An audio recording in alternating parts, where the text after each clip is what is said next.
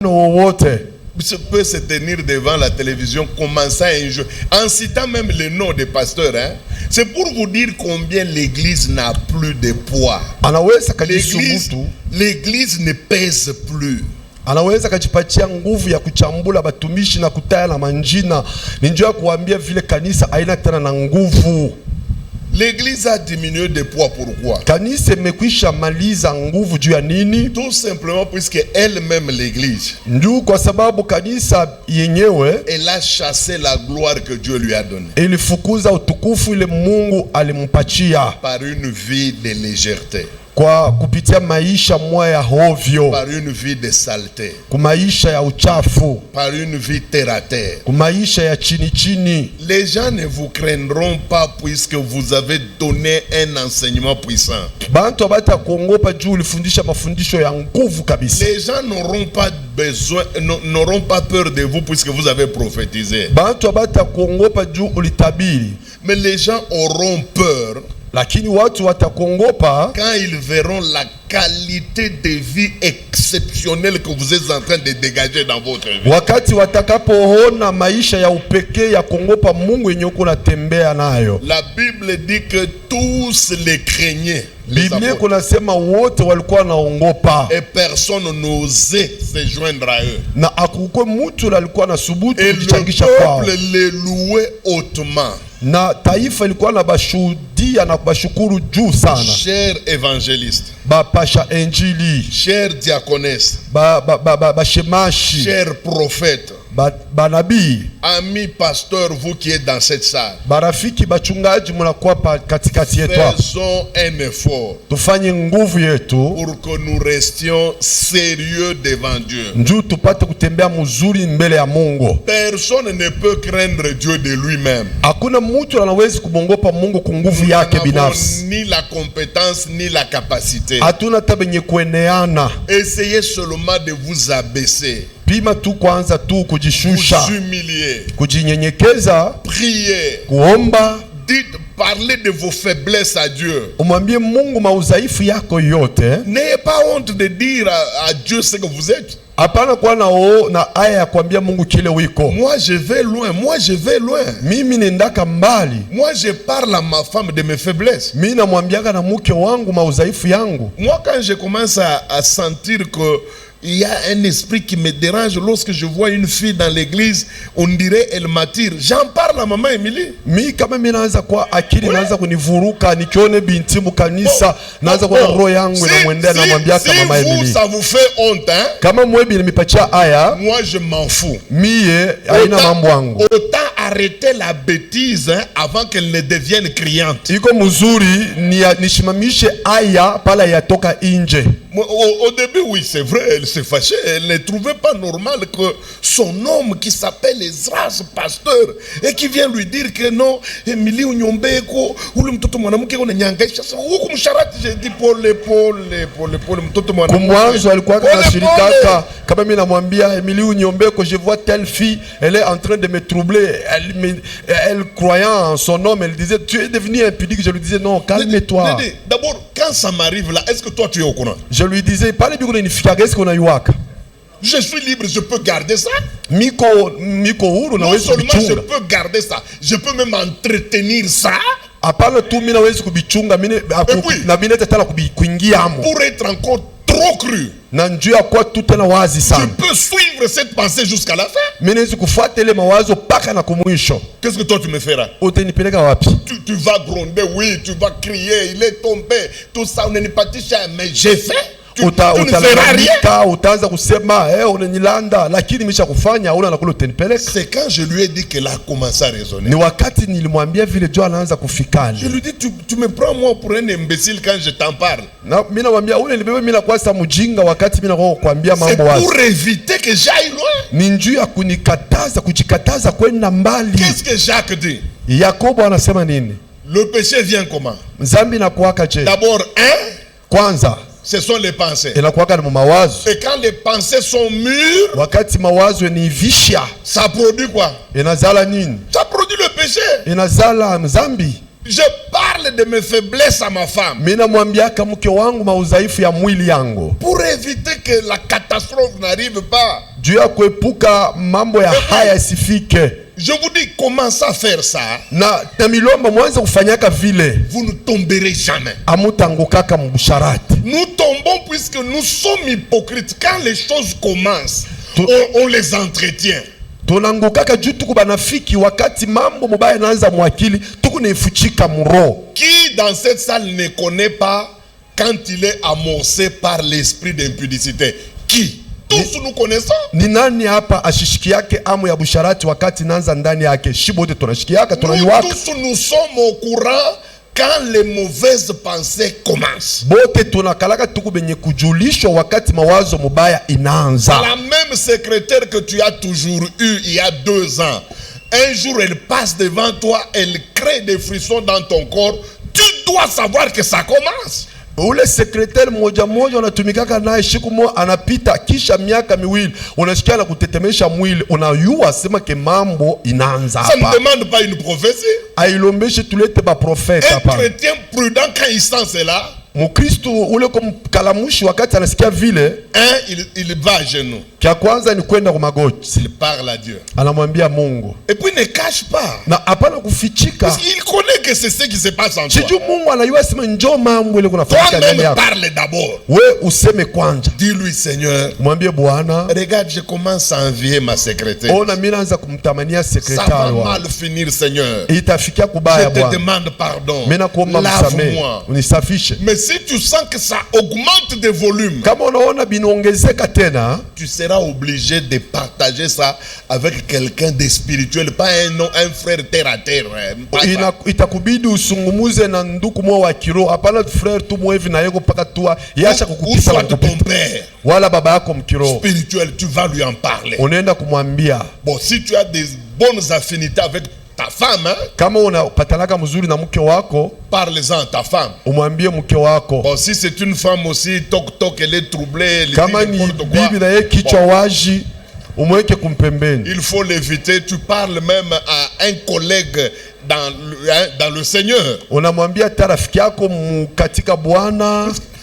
Puisque en principe un chrétien, un croyant doit avoir 3 sortes de pasteurs. Njoo mkusema wazi, Mkristo abia kweli anapasha kuwa na bapasta batatu. Premièrement, wa kwanza, c'est comme David, hein? David avait 3 pasteurs. Ikusa Daudi alikuwa na bapasta batatu. Le premier pasteur que David avait dans sa vie, pasteur wa kwanza David alikuwa na maisha yake, c'était d'abord son propre cœur. Ilikuwa ni moyo wake binafsi. Écoutez ce qu'il dit en psaume. Sikia vile anasema katika Zaburi. Mon cœur dit de ta part, cherche l'Éternel. Moyo wangu anasema kwa sehemu wako tafuta Bwana. Donc David écoutait son cœur. Ni kusema Daudi alikuwa anamsikiliza moyo wake. Ton cœur peut t'exhorter. Moyo wako inaweza kusubutisha. Tu vas visiter une veuve 2 fois. Unaenda kutembelelea mjane mara 2. Sans qu'il n'y ait aucun signe extérieur. Bila kuwe alama ya kuonekana nje hata moja. Tu entends ton cœur te dire, c'est la dernière fois que tu vas voir cette veuve. Écoute ça,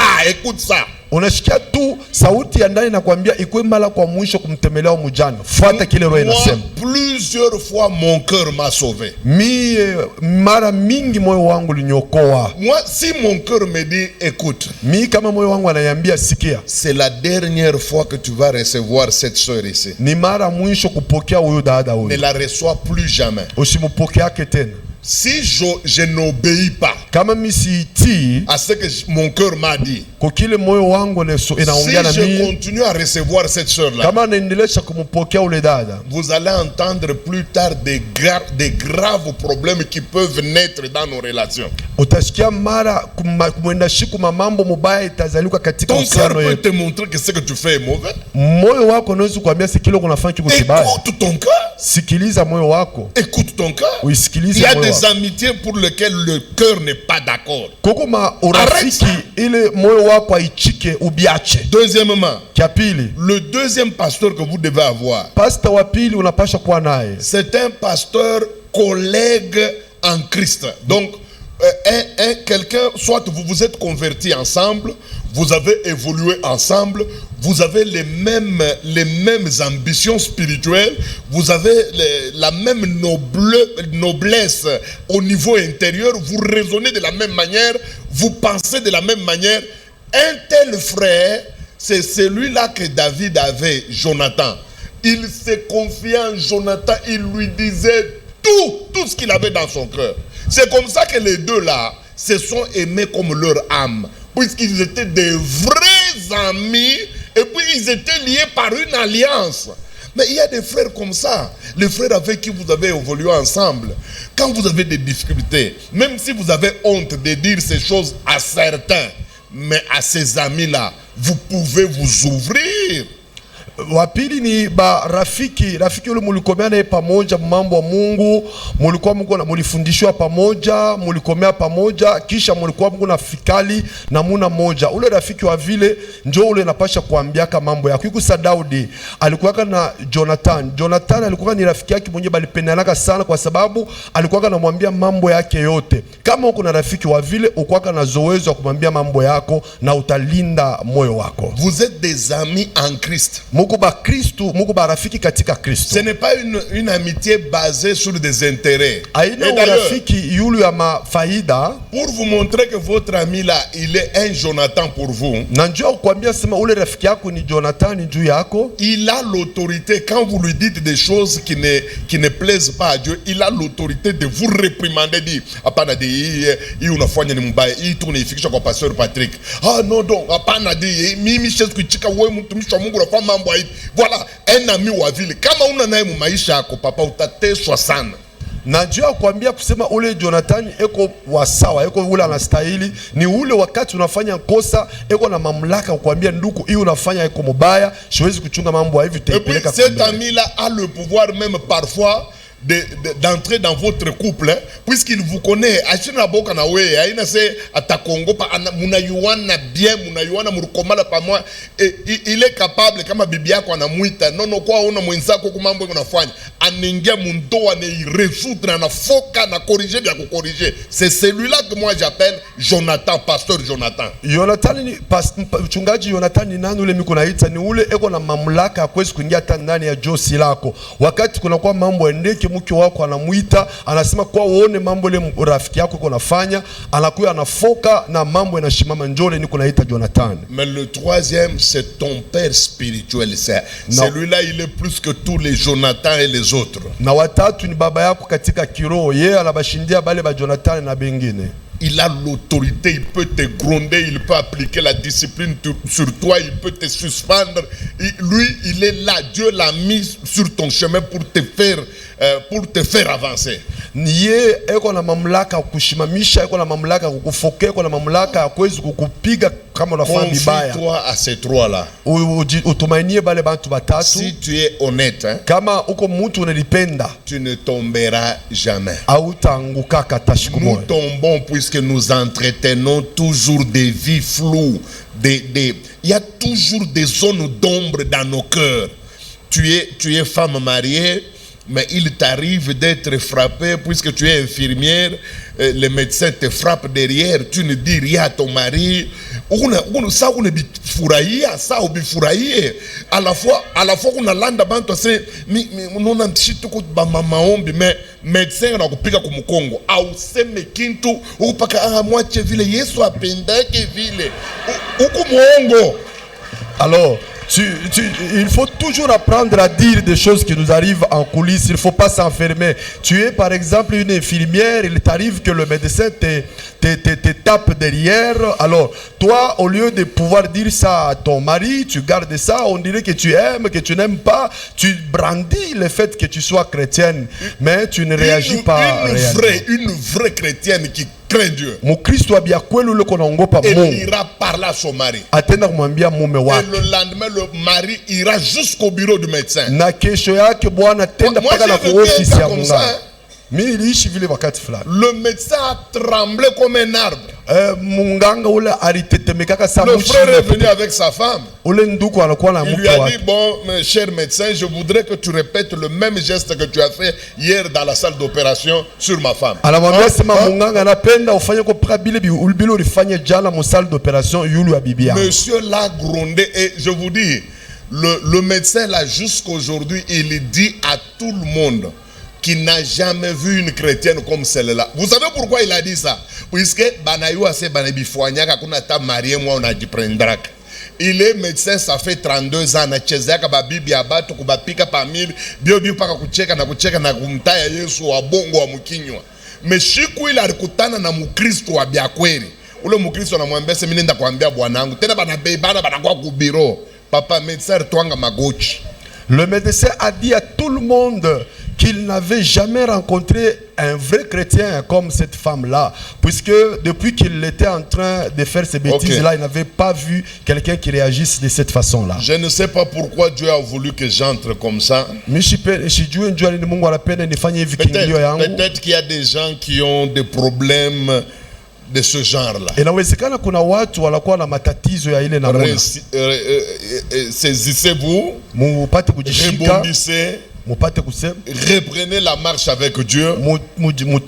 Si vous avez fait des bêtises, demandez pardon, que Dieu vous lave. Dieu c'est un Dieu qui pardonne. Il n'y a aucun péché que Dieu ne peut pas pardonner. Ouvrez votre cœur, libérez-vous. Il va vous aider. Aujourd'hui, je voudrais vous parler de quelque chose et nous allons passer à la prière. Hier, je vous ai dit ceci. Le diable est un véritable commerçant. Et en tant que commerçant, il a un grand marché mondial. Et un marché maléfique. Et hier, nous nous sommes séparés pendant que nous étions en train de voir avec vous les conditions pour qu'il ait vente dans ce monde-là. Je vous ai dit que pour qu'il ait vente, on a besoin de 4 éléments. Un, il faut qu'il y ait la marchandise. 2, il faut qu'il y ait le vendeur. 3, il faut qu'il y ait l'acheteur. Et 4, il faut qu'il ait marché ainsi que les règlements du marché. Et hier nous avons parlé de la marchandise. Nous l'avons défini. Et nous vous avons montré toutes les difficultés qu'il y a à comprendre dans le monde de la sorcellerie, c'est que la marchandise. Et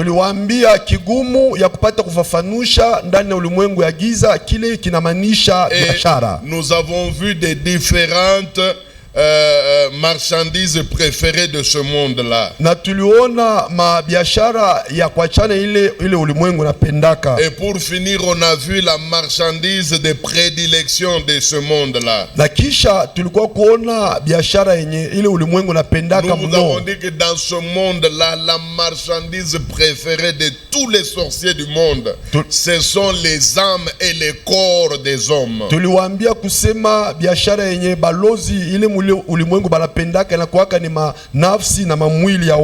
Peut-être on va revenir sur ça plus tard. Mais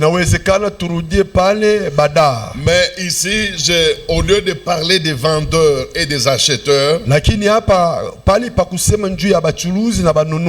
je voudrais parler de la 4e condition qui est le marché ainsi que les règlements. Nilipenda kuambia juu ya shurti ya ine inaelekea soko na makanuni yake. Chers frères et sœurs, banduku na badada, vous devez savoir que dans le monde maléfique, dans le commerce maléfique, inabidi mujue kusema ndani ya uchuluzi wa giza il existe bel et bien un très grand marché.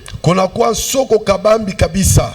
C'est un grand marché. Ni soko kabambi. Mais ce qui est grave, Na ile kuya nguvu, c'est que c'est un marché très réglementaire. ni kusema ni soko moya ile bamekwisha kuitia katika makanuni. De la même manière que dans le monde des humains, Paka namuna moya vile mulimwengu ya watu, on ne peut pas faire des commerces sans règles. abawezi kuchuluza bile kuwe makanuni. Dans le monde de occulte aussi, Ndani ya ulimwengu ya giza pia, le marché est très réglementé. soko inakuya na makanuni sana. Il y a des règles strictes Kuko makanuni yenye mutu asiwezi kutambuka, sans lesquelles vous ne pouvez pas marchander, vous ne pouvez pas trafiquer. kama awiti abawezi kuichikia kutumika ndani ya ile soko. Alors j'ai commencé à essayer de repérer les quelques règles de ce marché-là. Nilianza kulokotisha na kuangalishisha mzuri makanuni fulani ya mwile soko. Nous voulons voir les règles ou bien le règlement ou bien les articles de la constitution de ce marché-là. Tunapenda kuona mabistari binye kuisha kuandikiwa katika ile makanuni ya ile soko. Règle numéro 1. Kistari ya kwanja, toutes les ventes et les achats se font dans le noir. Mauchuluzi na maununuzi yote iko nafanyika ni paka katika giza. Je répète encore. Narudilili hapo. Règle numéro 1 du monde maléfique. Kistari ya kwanza ya mulimwengu ya giza, C'est que toutes les transactions commerciales ni kusema makazi yote ya uchuluzi se font dans le ténèbre. inafanyikaka paka ndani ya giza, Et plus précisément la nuit. na inabidi iwe paka usiku. Jésus Yesu a été vendu la nuit. balimuuzishaka ni usiku. Ce n'est pas un hasard. Haikuwe mambo ya bule paka hivi, Puisque toutes les transgressions de ce monde-là kwa sababu mamambo yote mbaya ile ulimwengu se font dans le noir. inafanikaka mpaka mungiza. D'ailleurs, c'est la raison pour laquelle beaucoup d'humains ne sont pas au courant de ce marché-là. Na njo sababu ya kwamba batu mingi abajuake mambo ya ile soko. 80% des chrétiens Asilimia 80 ya Bakristo ne sont pas au courant de l'existence des marchés maléfiques. abajuake kusema kuna kuwaka soko ya giza. Il y en a même quand tu enseignes sur ça, surtout si tu n'as pas de verset, ils ont du mal à te croire. Na kuko watu wengine wakati unafundisha hizi somo kama hauna na mashairi beko na kigumu kukukubali. Puisque c'est un marché qui ne fonctionne que la nuit. Kwa sababu ni soko inakuwa natumika paka katika usiku. C'est un marché qui ne fonctionne que dans le ténèbre. Ni soko ambayo inatumika paka katika giza. Tout se décide dans le noir. Mipango yote beko ni chukua ni paka mungiza. Tout se négocie dans le noir. Mapatano yote iko nafanyika ni paka mungiza. Et comme la plupart des humains n'accèdent pas au noir, Sa vile Bakristo mingi abengiake mungiza, ils pensent que ça n'existe pas. njo beko nazania kusema haikuwakako. Vous allez voir que chaque nuit, Lakini mtaona kwamba kila usiku les marchands et tous les marchands, les commerçants, les vendeurs, les acheteurs, ils se lèvent puisque c'est leur heure. bachuluzi bote, banunuzi bote na bafanya biashara bote watalamuka kwa sababu ni wakati yao. Qu'on nous lise d'abord, Jésus lui-même, on l'a vendu quand? Batusome kwamba Yesu peke yake balimuzisha wakati kani. Jean chapitre 13 verset 30. Yohano sura 13 mustari ya 13. Jean chapitre 13 verset 30. Hein? Nous lisons au nom de Jésus. Judas, ayant pris le morceau, s'est hâta de sortir. Il était nuit. Répétez, il était quelle heure? Nuit. Il se précipita pour sortir et il était nuit. Akakimbisha kuondoka kwa sababu ilikuwaka usiku. Il a négocié sur le prix de Jésus la nuit. akasungumuza na bakumuza Yesu ilikuwa ni usiku. Il a posé la question de savoir qu'est-ce qu'on va lui remettre la nuit. Aliuliza batampatia hela ngapi, ilikuwa ni usiku. Le marché a été conclu la nuit. Soko ilifanyika katika usiku. C'est pourquoi la nuit, faites attention à ce que vous voyez la nuit quand vous dormez. Puisque c'est le moment où ce marché fonctionne à 100%. Njo kwa maana usiku inapasha kukeba ange na biote unaonaka, kwa sababu njo wakati ile soko iko nafanyika kwa asilimia 100 kwa 100. Psaume 59. Zaburi 59. Psaume 59. Zaburi 59. Vous commencez à partir de 14 jusqu'à 15. Kwanzia pa mustari ya 14 mpaka 15. Psaume 59, 14 jusqu'à 15. Détruis-le dans ta fureur. Détruis-le. Et qu'il ne soit plus. Qu'il sache que Dieu règne sur Jacob. Jusqu'aux extrémités de la terre. Verset 15. Ils reviennent chaque soir. Ils reviennent quand? Chaque soir. Chaque soir, ils reviennent. Pour faire quoi? Ils hurlent comme des chiens. Ils hurlent comme des chiens. Ils font le tour de la ville. Écoutez bien comment ils se comportent. Quand ils reviennent chaque soir, c'est pour faire quoi? Le tour de la ville. De la ville. Alors, en faisant le tour, qu'est-ce qu'ils sont en train de chercher? Cherchant leur nourriture. Ils passent la nuit sans être rassasiés. Et moi, je chanterai ta force dès le matin. Chaque nuit.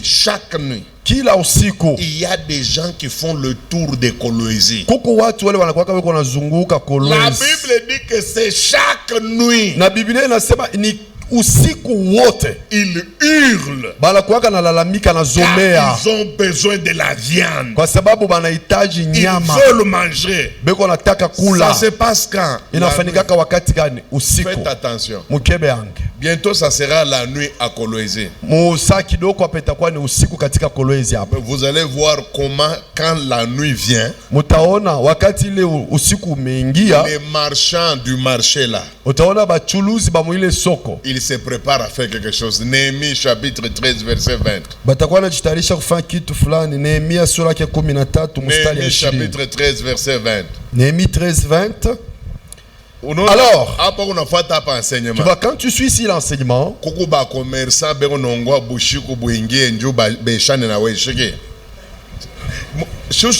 alors, les marchands et les vendeurs de toutes sortes de choses, les marchands et les vendeurs de quoi? De toutes sortes de choses vont faire quoi? Ils passèrent une ou deux fois la nuit hors de Jérusalem. Je les avertis en leur disant: pourquoi passez-vous la nuit devant la muraille? Si vous le faites encore, je mettrai la main sur vous. Est-ce que vous ne pouvez pas aussi mettre la main sur eux? Et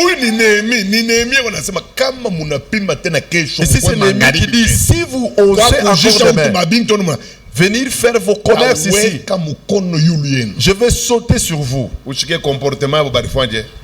Ils ne viennent plus pendant le sabbat. Au moins Néhémie au moins Néhémie à lui seul, il a arrêté l'activité de tous les marchands. Mais nous sommes à combien ici? On continue à voler nos diplômes. On continue à acheter nos mariages. Néhémie a fermé la porte aux marchands. Et puis les marchands de quoi? Les marchands de la nuit. Je crois que ici, au secteur de Mutoshi, nous allons fermer la porte aux marchands. Les marchands de la nuit là, même s'ils entrent en Colosie, hata kama banaingia mkolwezi ils ne toucheront rien qui nous appartient. abatagusa kuchochote kiko C'est chetu. possible de fermer la porte à ça. Inawezekana kuwafungia milango wale wachuruzi ya giza. C'est possible. Inawezekana. Je vous prêche un évangile vrai et réel. Niko na wapasha injili iko ya kweli na iko sawa. Il y a des années, Kulikuwa miaka kumkongo, les esprits pouvaient venir dans le rêve et me toucher aussi, soit me salir, soit me polluer avec des rêves érotiques. Ils le faisaient. mapepo zilikuwa nakuwa katika ndoto kunigusa wala kunichafua na Le mandoto za phénomène mari ngono. de nuit, tout ça. Hii banaitaka sema bibi ya usiku. Je pouvais dormir Na mimi ilikuwa na lalaka et vivre certaines attaques qui me mettent mal à l'aise. na kuishi maushambulizi fulani kunizuru, Mais depuis un certain temps, lakini tokea wakati fulani je suis totalement libre. niko mwenye kufaniwa huru kabisa. Je ne te prêche pas des choses. Nishi kuhubiri vitu vya ovyo. Je te dis la vraie vie que je mène. Niko na kuambia maisha ya bya kweli yenye niko naishi. Je ne souffre pas la nuit, je ne souffre pas le matin. Shitesekake usiku, shiteseke pia asubuhi. Il y a beaucoup de chrétiens qui sont à l'aise le matin, le jour. Kuko wa Kristo wengi weko na raha Mais asubuhi. quand la nuit vient, Lakini wakati usiku inakuja ils ne dorment pas. abalalake. Et vous savez que Na mnajua kwamba une même plaie, kidonda moja, une seule plaie, kidonda moja a deux façons de faire mal, inakuwaka na namuna kuuma namuna mbili, selon qu'il s'agit du jour kama ni mchana ou de la nuit. na kama ni usiku. La même plaie, hein, Paka kidonda moja moja pendant le jour, mumchana vous aurez l'impression qu'elle ne vous fait pas tellement mal. utaona saa La akiume même, ni paka kile kidonda moja Mais moja, la nuit, lakini usiku. maman, moi j'ai été hospitalisé, je crois. Mimi baliniingishaka katika hospitali. Ça doit être en 73 ici. Comment vous appelez ça, du personnel? PK, c'est HPK. À notre époque, HPK, ça n'existait pas. Baliniingishaka kama hospitali kwa HPK, lakini wakati yetu HPK On appelait ça hôpital de la Jacamine. tunaanza kuitaka sema hospitali ya C'est Jekamini. fini. Na ilimalizikia pale. Il y a un clou qui est entré au niveau du pied là. Nilikuwa na musumali mwali ningiaka mumukulu. Alors on est allé me retirer cela. Balienda kuniondosha. Mais qu'est-ce que j'ai remarqué? Sasa niona nini? Quand nous sommes pendant la journée là, Kama tuko mchana, on dirait que même les graves malades là sont guéris. utaona saa bale bagonjwa banguvu sana bamekwisha pona. Vous les voyez jouer à la dame. Ule baona beko nacheza kudamu. Nous jouons à la carte. Tuko nacheza kuma carte. À midi, les visiteurs viennent, nous mangeons. Midi bageni banakuwa tunakula. On dirait que personne ne souffre à l'hôpital. Unaweza kuwazia kusema hakuna tu mgonjwa kwa hospitali. Le soir vers 16h, c'était comme ça à l'époque. Magharibi 16h ilikuwa ka vile. On ouvrait à 16h et on fermait à 18h. Balikuwa nafungulaka mu 16h banafunga mu 18h. Et à 18h, les visiteurs commencent à partir. Na mu 18h bageni bote Là, pasha nous les mbele. malades, nous restons. Na pale si bagonjwa On tunabakia. peut continuer même à jouer à la dame. Tunaweza kuendelea kucheza Mais kudamu. ça ne va pas continuer. Lakini bitaendelea vile. Vous allez voir vers 19h. Utaona mu Un 19h. par un, nous commençons à rentrer dans la grande salle. Moja moja kila mtu anaanza kurudia mchumba mnene. Et vers 20h, Sasa mu 20h déjà un silence s'installe. njo utaona kunakuwa kwa kimya. Maintenant, vers 21h, Sasa mu 21h des petits cris commencent. tumakulalamika kidogo kidogo tuna. Vous entendez là-bas à la fin. Utasikia kule kumkongo. Et ici, quelqu'un répond. Huku na kongo mwingine anaandika. Papa. Et quand on arrive à minuit, Wakati minuit inatimia, hôpital na chafuka. là l'hôpital devient tout moche. Comme moi, je n'avais que le problème des pieds. Sasa vile mimi nilikuwa kapaka na maneno ya mguu. La plupart des gens m'utilisaient moi. Bantu ba mingi balikuwa beko nitumikisha mimi. Petit frère, Viens un peu me mettre la main comme ça. Papa, bantu bataria bushiku bujima. Kufika muma 5 heures unashika birio biu nenda na kushuka. Les gens vont pleurer toute la nuit à 5 heures. À 5 heures, celui qui avait amèrement pleuré, vous allez le voir avec son seau, il va se laver. Une même plaie. Jua nini paka makidonda moja moja. Maladie. Wala magonjwa moja A tu. 2 façons de faire mal. iko na namuna mbili ya kuuma mutu. C'est facile. Iko rahisi. C'est puisque les démons diurnes Ni kwa sababu mandemona ya mchana n'ont pas la même force que les démons nocturnes. hawakuwaka na nguvu moja moja kama mandemona ya usiku. Quand nous arrivons vers 18h, Wakati 19h, tukafika usiku, les démons nocturnes commencent à faire leur entrée. mampepo ya usiku inaanza kuingia sasa. Benafanya maremise et reprise. Utona mwingine anamuuliza mbele habari ya huyu mlimutumika saa tulimutumika sawa unyachie bushiko nitafanya. Bataanza kukombozana et il faut même des remises et reprises. Il y en a qui se demandent même comment va celui-là. Vous l'avez travaillé? Oui. Kivimbo moya iki utazunguluka nake musubuhi unaenda kukapata kivimbo kile kikupaka kyo au kishikie me fika bushiko papa unasikia sasa kinaanza kutumikia kuro seke na bademo bena kwa kuingilia mu na mukilonda normal aneka mumbele na yenu mkono. Vous allez constater que la même plaie ou le même gonflement, toute la journée vous allez circuler avec, ça ne vous fait pas mal. Mais la nuit, les démons même s'immiscent, ils entrent et empirent la situation. C'est comme ça que la nuit, tous les malades ont tendance à donner des instructions comme pour dire qu'ils veulent partir. Et ils diront, appelez maman. J'ai quelque chose à dire. Non. Non, ce sont des nocturnes qui viennent. C'est pourquoi il faut que bushiko. C'est pourquoi il n'a pas de kulamukaka busiku. Il faut toujours avoir l'habitude de se réveiller la nuit. Un chrétien qui prie fort la nuit Mukristo anaombaka sana usiku a de fortes chances de contrôler toute la journée. Eko na nguvu, eko na uwezaji ya kuweza kumiliki mchana.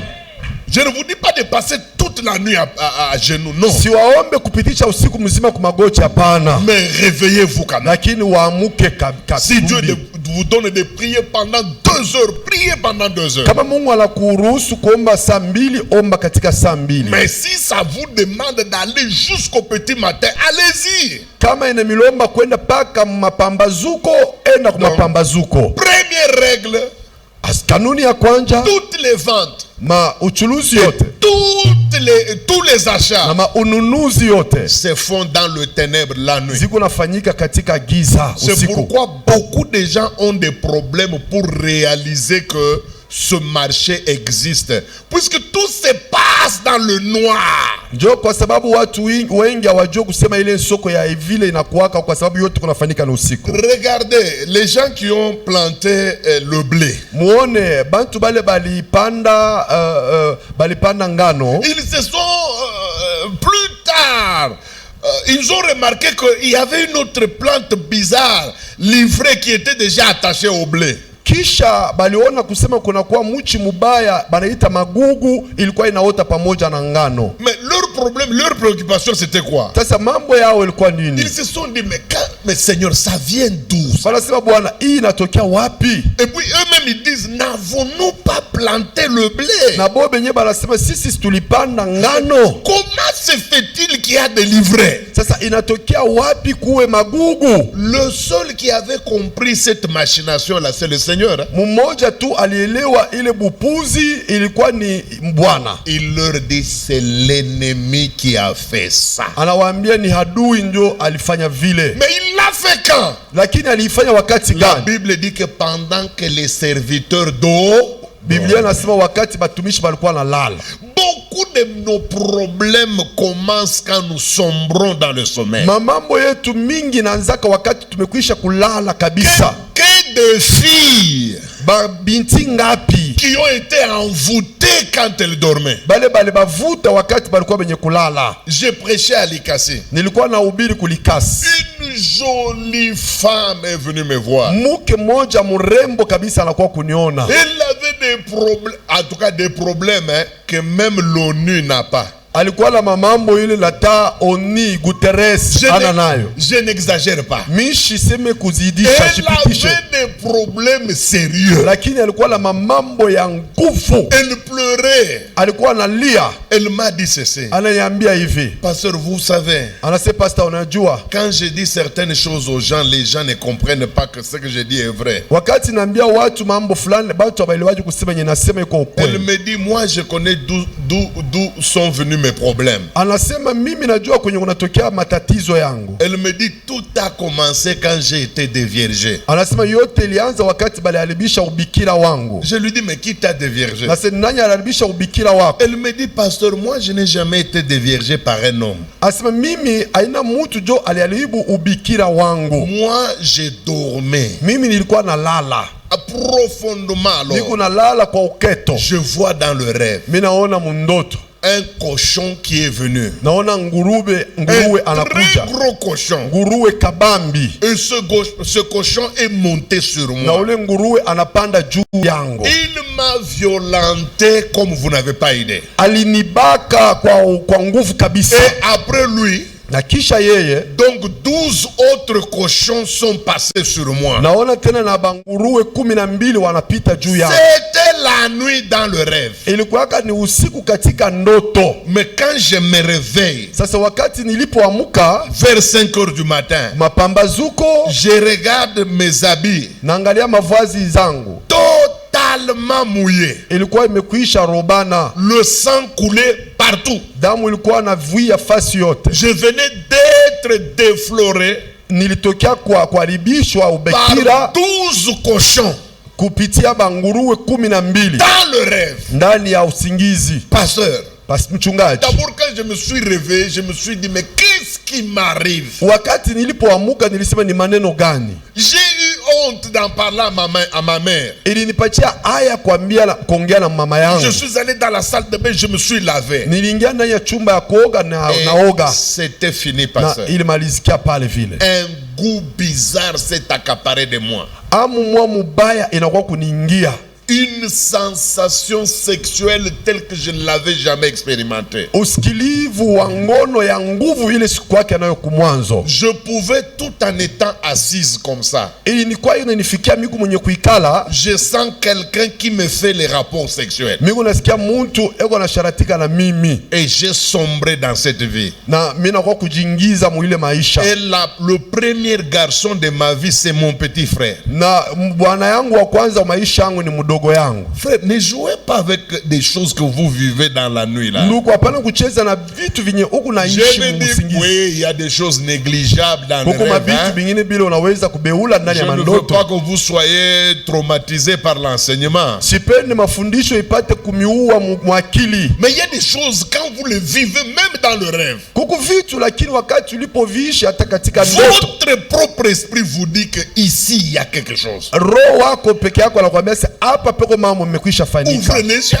Kumbi upate ufungu. Puisque ce sont des transactions qui se font la nuit. Kwa sababu inakuwa ni makazi ya ngise kunafanyika usiku. Ça se fait la nuit. Inafanyika ni usiku. Frère, ce sont des choses qui ne se font que la nuit. Ndugu, ni mavitu ambavyo vinafanyika usiku. D'ailleurs, c'est la raison pour laquelle vous avez du mal à croire. Na njoo kwa maana huko na kigumu kuamini. Puisque ça se fait la nuit d'abord. Kwa sababu kunafanyika ni usiku. Sous forme de rêve. Kisha kunafanyika katika ndoto tu. Pourquoi y attacher beaucoup d'importance? Sasa utasema kiiko mambo ya muhimu je? D'ailleurs, vous-même vous dites ndoto. Na wewe mwenyewe unasemanga ce ne sont que des rêveries. Tout n'est pas ndoto, frère. Haina chote kiko ndoto. Tout n'est pas ndoto. Tout n'est pas rêverie. Qu'on ne te trompe pas, frère. Basi kudanganye ndugu. Nous avons eu chez nous là à Kipushi. Tulikuwaka kwetu kule kukipushi. Un jeune garçon très intelligent. Tulipata kijana mmoja qui a fait le Polytech ici. Ule alienda kufunda ku Polytech.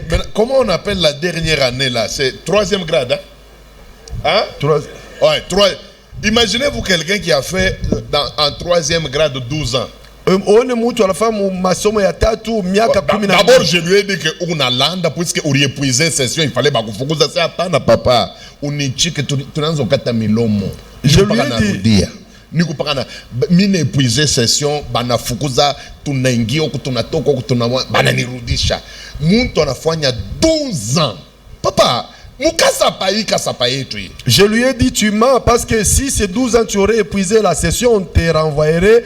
Alors il m'a dit non, crois-moi, on m'en a fait, j'ai épuisé et mais on faisait des magouilles et puis j'ai retourné. Il me dit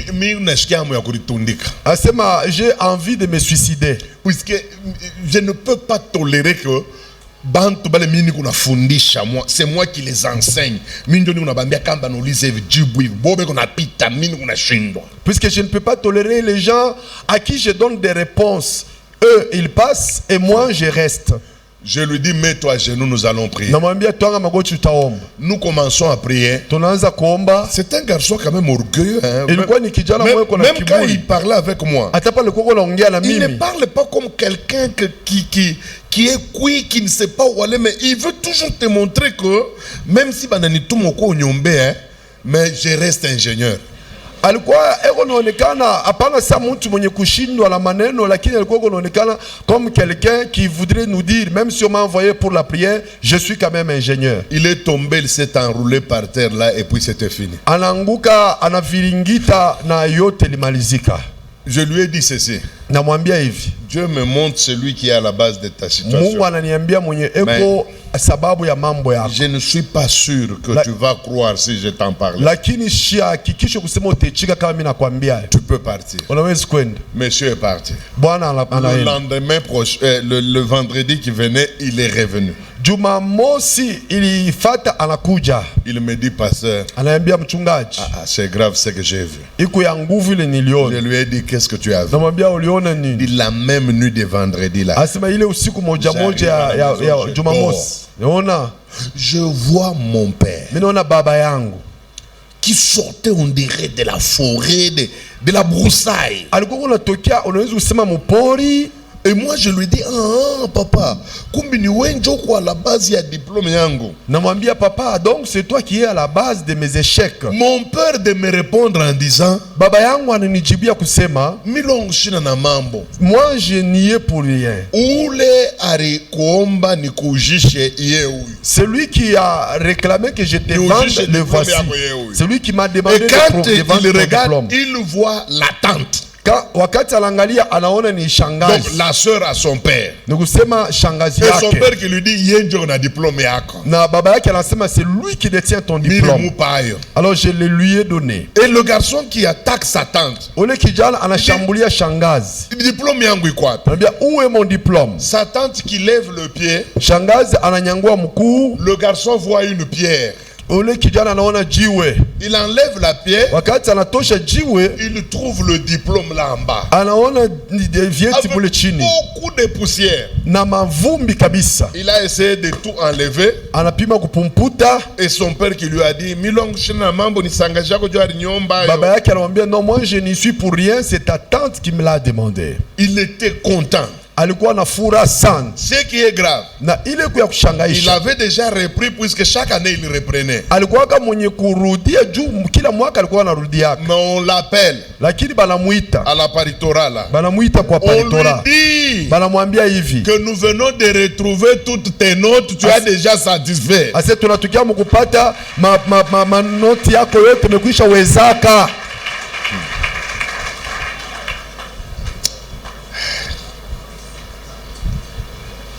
Si les chrétiens ne sont pas ouverts sur le plan spirituel, ça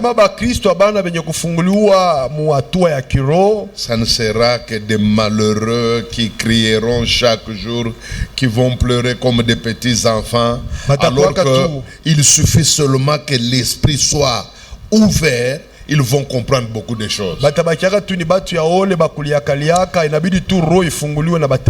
je ne connaissais pas le monde spirituel, comment le monde spirituel fonctionne, j'étais un chrétien très faible. Non, pas ulimwengu wa giza. Voilà, le monde spirituel. Donc, comprendre comment le monde spirituel fonctionne. Comment le Saint-Esprit fonctionne. Comment les autres esprits indépendants fonctionnent. Et surtout comment l'ennemi se prend pour nous faire du mal. À partir du moment où j'ai commencé à comprendre le fonctionnement du monde spirituel, j'ai progressé spirituellement. Mon esprit est devenu très fort. Avant, je subissais trop. J'étais ridiculisé dans mes rêves. Je pouvais me voir moi pasteur torse nu à la poste.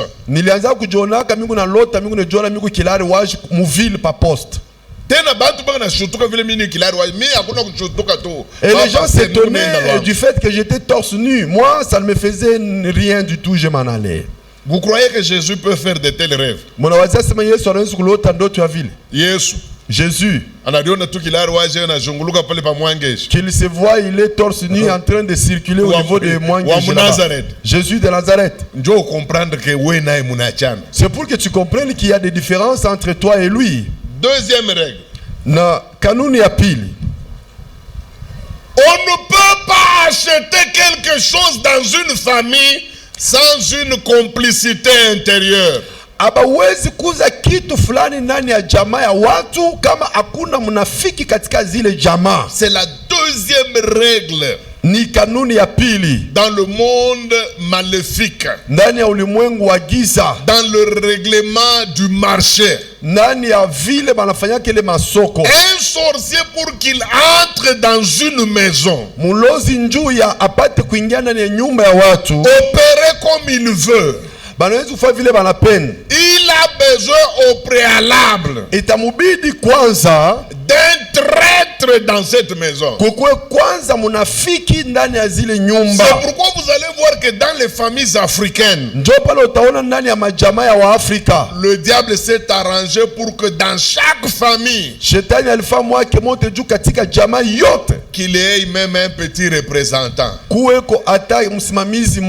Si faible soit-il, mais qu'il permette quand même aux autres sorciers d'avoir un aéroport sûr dans cette maison-là. Est-ce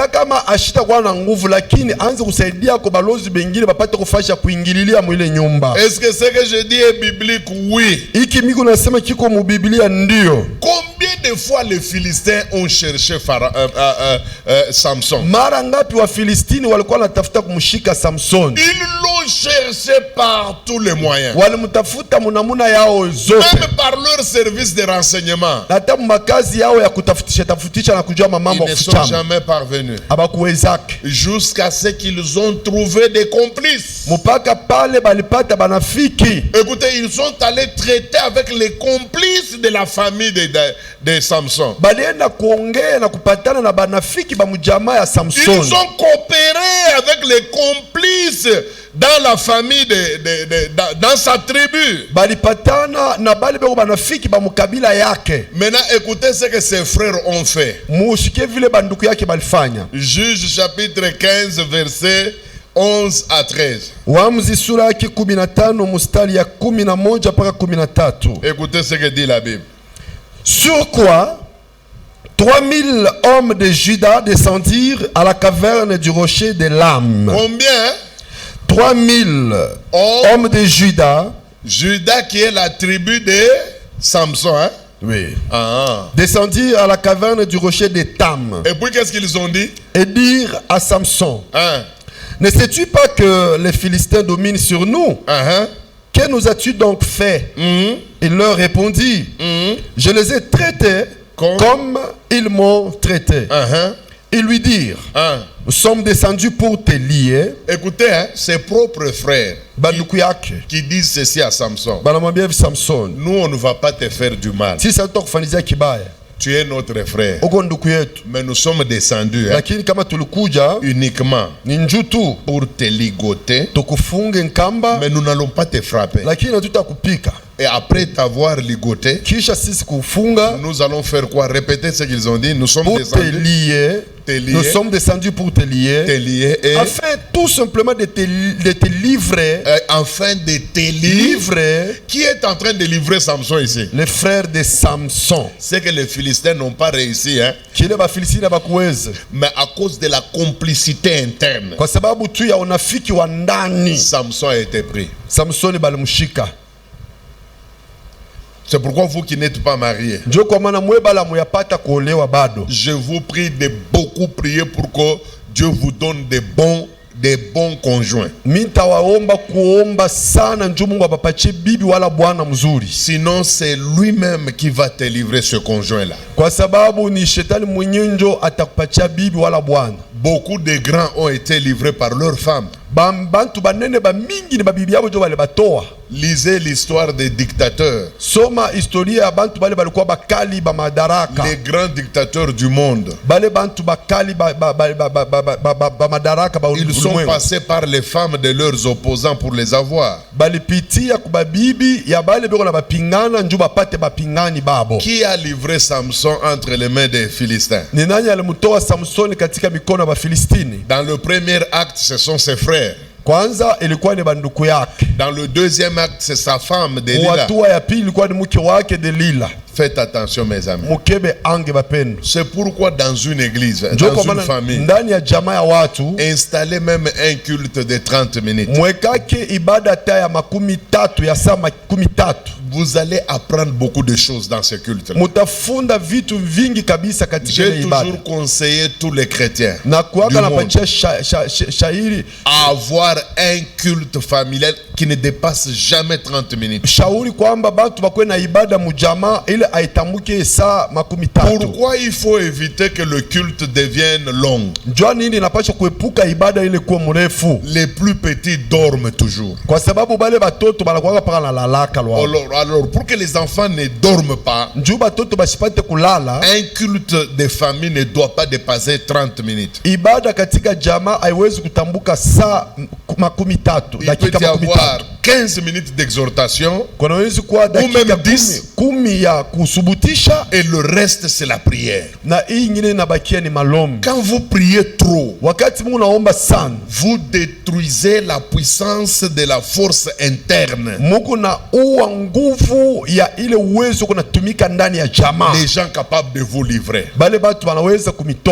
Je vous dis la vérité, les grands hommes de Dieu, les pasteurs, les prophètes sont tombés à cause des complices internes. Nawaambia ukweli, batumishi ya Mungu banene beko benye kuanguka kwa sababu ya maunafiki kwa ndani ya jamaa. Ça peut être les sœurs en Christ que nous logeons aveuglément dans nos maisons. Inaweza kuwa ni badada ba mkanisa bale tunagaga tuko na ikarisha kwa nyumba yetu bila kubajua mzuri. Il y a des gens qui ont une telle pitié que mais ils n'ont même pas de discernement. Ils ramassent chaque chégué, ils ramassent chaque jeune fille malheureuse, ils mettent à la maison, c'est bien. Mais sans discernement, tu vas mal finir. Hein? Kuko bantu bengine bale beko na mabuluma moya kupita ashina hata mwenye kufunguliwa yuko naeba mtu wote wote anamweka mnyumba, lakini ni mzuri kushikilia mtu buluma, lakini kama hauna mwenye kufunguliwa unaweza kukuria, parce qu'il y a c'est toujours quelqu'un de l'intérieur qui va vous livrer. Kwa sababu ni paka mtu wa ndani njole atakutoa. Troisième règle. Kanuni ya tatu. La vente se fait uniquement sur base de la parole. Uchuluzi inafanyikaka tu ni kwa msemo moja. Et c'est ce qui est étonnant dans le monde de la sorcellerie. Na njoo ya mshangao katika ulimwengu wa uchawi. Les humains pensent que pour qu'on vous vende, bantu banawazaka sema njoo bapate kukuuzisha, il faut beaucoup de cérémonies. Non. Inapaswa kukue mambo mingi sana. Dans la sorcellerie, ndani ya uchawi, la vente, kuuzisha, elle se fait uniquement sur base de la parole. Inafanyikaka tu ni kwa msemo. Dieu connaissant que la parole coûte cher dans le monde spirituel, Mungu mwenye kujua kusema msemo ilikuwa na faida sana ndani ya ulimwengu wa kiroho, il a prévenu l'humanité par la bouche de Jésus.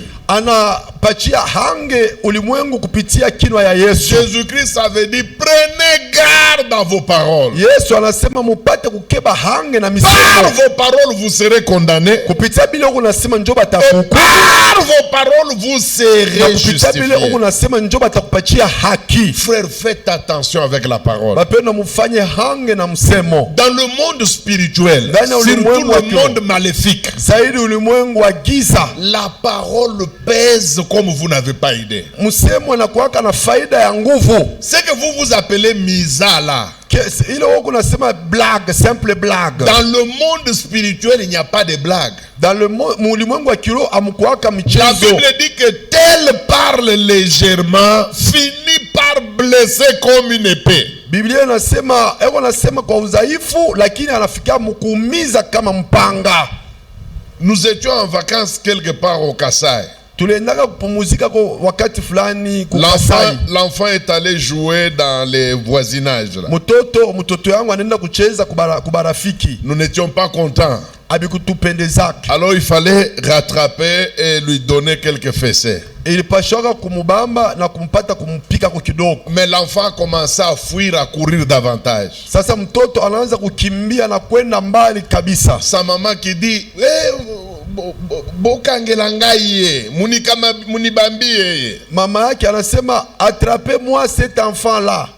Ma belle-mère a réagi. Muko yangu anarudisha. Elle a dit on ne dit pas ça au Kasai. Anasema abasemake hivi kukukasai. Il ne doit pas dire ça. Asema ushikapimake kusema hivi tena. Nous avons demandé à la belle-mère pourquoi. Tunamuuliza mko yangu ni Il dit nini? ici quand tu dis munibambie. Anasema hapa kama unasema attrapez-moi tel. N'importe quel sorcier qui est aux alentours. Muloji wote loko mu mazingira pale. Lui-même il dit il nous a donné l'ordre. J'ai trouvé un refoulé kassaïen de 1990. Il est allé à peu près avec 9 ou 10 enfants, je peux oublier le nombre. Il est arrivé dans leur village natal. Bon, parmi, selon l'ordre des naissances, celui qui est considéré comme le chef de famille, c'est-à-dire l'oncle, le frère à son père, il était quelque part quand il est arrivé.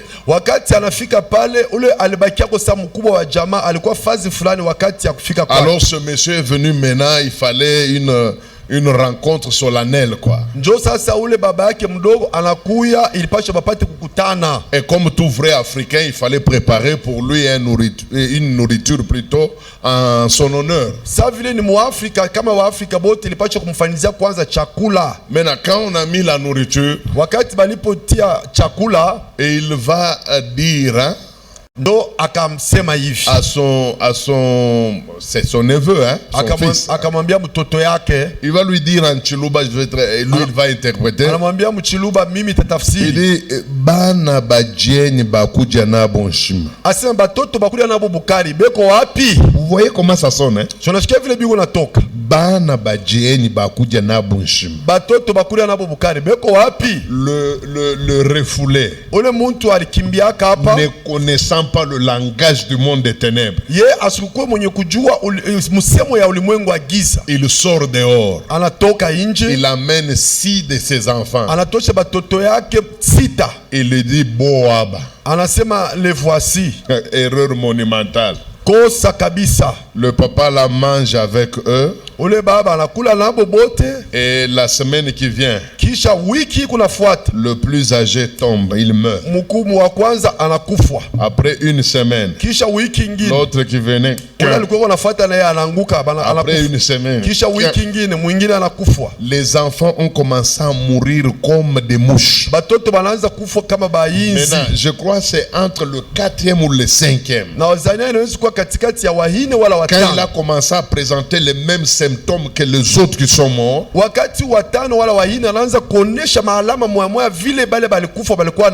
il a pris la machette. Il a commencé à parcourir le village. Il a dit moi je ne suis pas venu ici pour perdre mes enfants. Nous étions au Katanga, vous veniez pendant les vacances, on vous offrait des choses. Mon père a beaucoup souffert pour vous. Et aujourd'hui vous commencez à tuer mes enfants. C'est alors qu'un vieux du village va l'appeler. Il a dit c'est lui qui tue tes enfants, c'est ton oncle paternel. Il dit vas-y. Et le garçon arrive. Il prend son oncle, il le met par terre. Il met le pied au cou. Il dit à sa femme, dès lors que l'enfant meurt là-bas, appelle-moi, moi aussi j'en finis avec celui-ci. Au bout de 30 minutes, 13. L'autre enfant qui commençait presque à faire le coma, il a commencé à reprendre. Ule mtoto anaanza iko na kufa, anaanza tena Et kurudi. sa femme lui a dit, bon, analamuka mukitanda anaanza kubouger. Bibi yake anamwambia sema il s'est relevé quand même, il bouge. Monsieur a laissé son oncle. Jo ule bwana anatosha mkulu pa muyomba Et yake. l'oncle qui lui dit, Ule jo baba yake mloko anamwambia wenjo ribikotola. c'est toi qui as fait erreur. Mili kuambia sema batoto beko wapi bakuri anabo bukari wona nilete hapa. Moi je t'avais dit où sont les enfants avec lesquels manger la voyez le bouffe. langage, Tu me les as amenés, alors j'ai commencé à manger. C'est pourquoi moi Ezras, C'est comme ça que Mimi Ezras, je ne supporte jamais chichiki yake kamwe, toute parole tendancieuse msemo yote fulani ou toute parole négative sur moi. wala msemo yote mubaya yulu yangu, Toute parole négative msemo yote mubaya est toujours réprimée par une parole positive et biblique. mine ivunjaga paka na sauti ya mzuri na ya mubibilia. Nous sommes dans pièce contre pièce, parole contre parole. Tuko ni mu pièce contre pièce, msemo na msemo. Ne laissez jamais quelqu'un dire des choses négatives sur toi et toi tu penses que ce sont des blagues. Non, non, ça va agir. Hapana kwa chaka muntu konasema bitu bibaya yule akona wazazi sema ni michezo tu ni miza.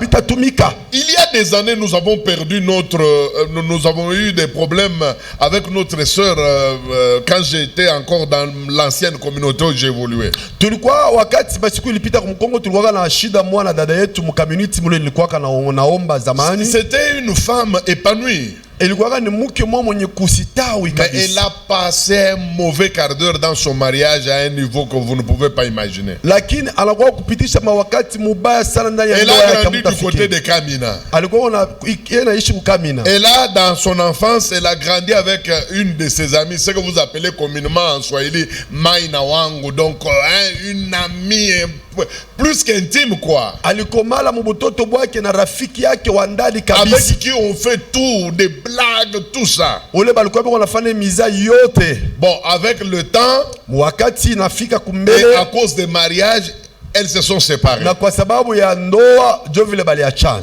Et l'autre est venu à Lubumbashi, notre sœur en question. Ule dada yetu ye anakuwa kwa Lubumbashi. Des années après, hein, Miaka mingi bada ils vont à la clinique de la SNCC. banenda ku kliniki ya SNCC Puisque le mari avait des malaises. kwa sababu ule bwana alikuwa kako na magonjwa. C'est alors qu'elle va croiser son ancien ami de Kamina. Njo anakuwa kukutanishana na rafiki yake wa zamani wa kukamina. D'abord, c'était des retrouvailles. Mais Kwanza bala kutanishana masiku mingi ambiance, quoi. balifurahi kabisa. Et pour finir, son ami lui dit, où ni nani? Njo mwisho ya yote son ami lui pose la question, qui est celui-ci? Alors, notre sœur dit, ni Bwanango. Notre sœur a répondu qu'il s'agissait de son Dans mari. leurs habitudes de maina, intime, quoi. Mamiza yabo ya zamani ya borafiki. La rafiki là de Kamina lui dit, Kibwana kizuri shuni pekyo. L'ami de Kamina dit, un très beau mari, donne-le-moi. Toujours dans les mêmes blagues. Paka mumisa moya moya. Elle dit, unampenda, ukibebe bashi. Elle dit, tu l'aimes, alors prends-le alors. Pour eux, ou pour elle plutôt, ce sont des blagues. Juu yake ni miza tu paka vile. Et puis, elles se sont séparées. Kisha banachana. Après le dispensaire, Kisha kutoka kwa hospitalo, ils sont revenus à la maison. barudia kunyumba. Une semaine après, Wiki moja son baada, mari a recroisé la même amie. rafiki yake anakutana na ule rafiki yake. Non, le mari de bwana notre yake sœur. anakutana na rafiki yake ule. Et c'était fini. Binapita. Banatomboka nae pendant 18 ans. Ils se sont révoltés 18 ans durant. Sœur wetu anafanya hivi. Notre sœur a tiré la queue du diable. Tena ashikwende mbali anatomboka tu de ville kwa Rwashi na Muville 18 ans abamonake Muville. Il n'est même pas allé loin, hein. Il a quitté seulement de la ville vers la Rwashi. 18 ans, on ne le voit jamais. Ça veut, il y a des hommes qui se révoltent souvent de façon très insensée. Il peut quitter ici à Motoji ici. Il va au niveau de Sapatelo là-bas. Tu deviens folle. Tu te poses la question, il y va faire quoi? Là même, il ne met pas au monde là-bas. Il trouve les enfants de cette femme-là. ene kibeba mtobale watoto. Et puis il prend même ses Mtoto enfants. mwenye bupele mwili mujima. L'enfant avec la Mais garde bwana tout le yako corps. na shibebake bake kule ngona bebe. Mais ton mari qui ne prend pas le sien, là-bas il Eko naimba prend. na kuimba bebe. Il chante même Nani les- abetu. Njo pale utapata kizunguzungu. C'est ce qui va te rendre folle. Unasema huyu ena arma wangu mimi Tu naiwaka. vas dire non, ça ce n'est pas le Armand, Aïna mon Armand ye. que je connais. Oui, c'est Aïna pas ye. lui. Il ne s'agit pas de lui en réalité. Comment expliquer quelqu'un qui quitte golf Puisque dès que tu as dit mutu anatukia ku golf. dans une maison éclairée Munyumba mule muko mwanga. avec 4 salles de bain Eko na manyumba kunawia ine. pour aller finir là au fond de la Kenya vers la rivière là Dieu a kwenda kuisha kule ku Brondo. dans une maison où il n'y a même pas de courant. Munyumba mule amuna ta courant. Muna mtumia bantu nasema Vous lui envoyez les gens et il dit je ne vais pas rentrer. unamtumia mama yake ule alimzali anamwambia mama ama toka mama kama upende nisilike anza kushimama mama Vous lui envoyez même sa kama propre upende mère. nikukosee heshima.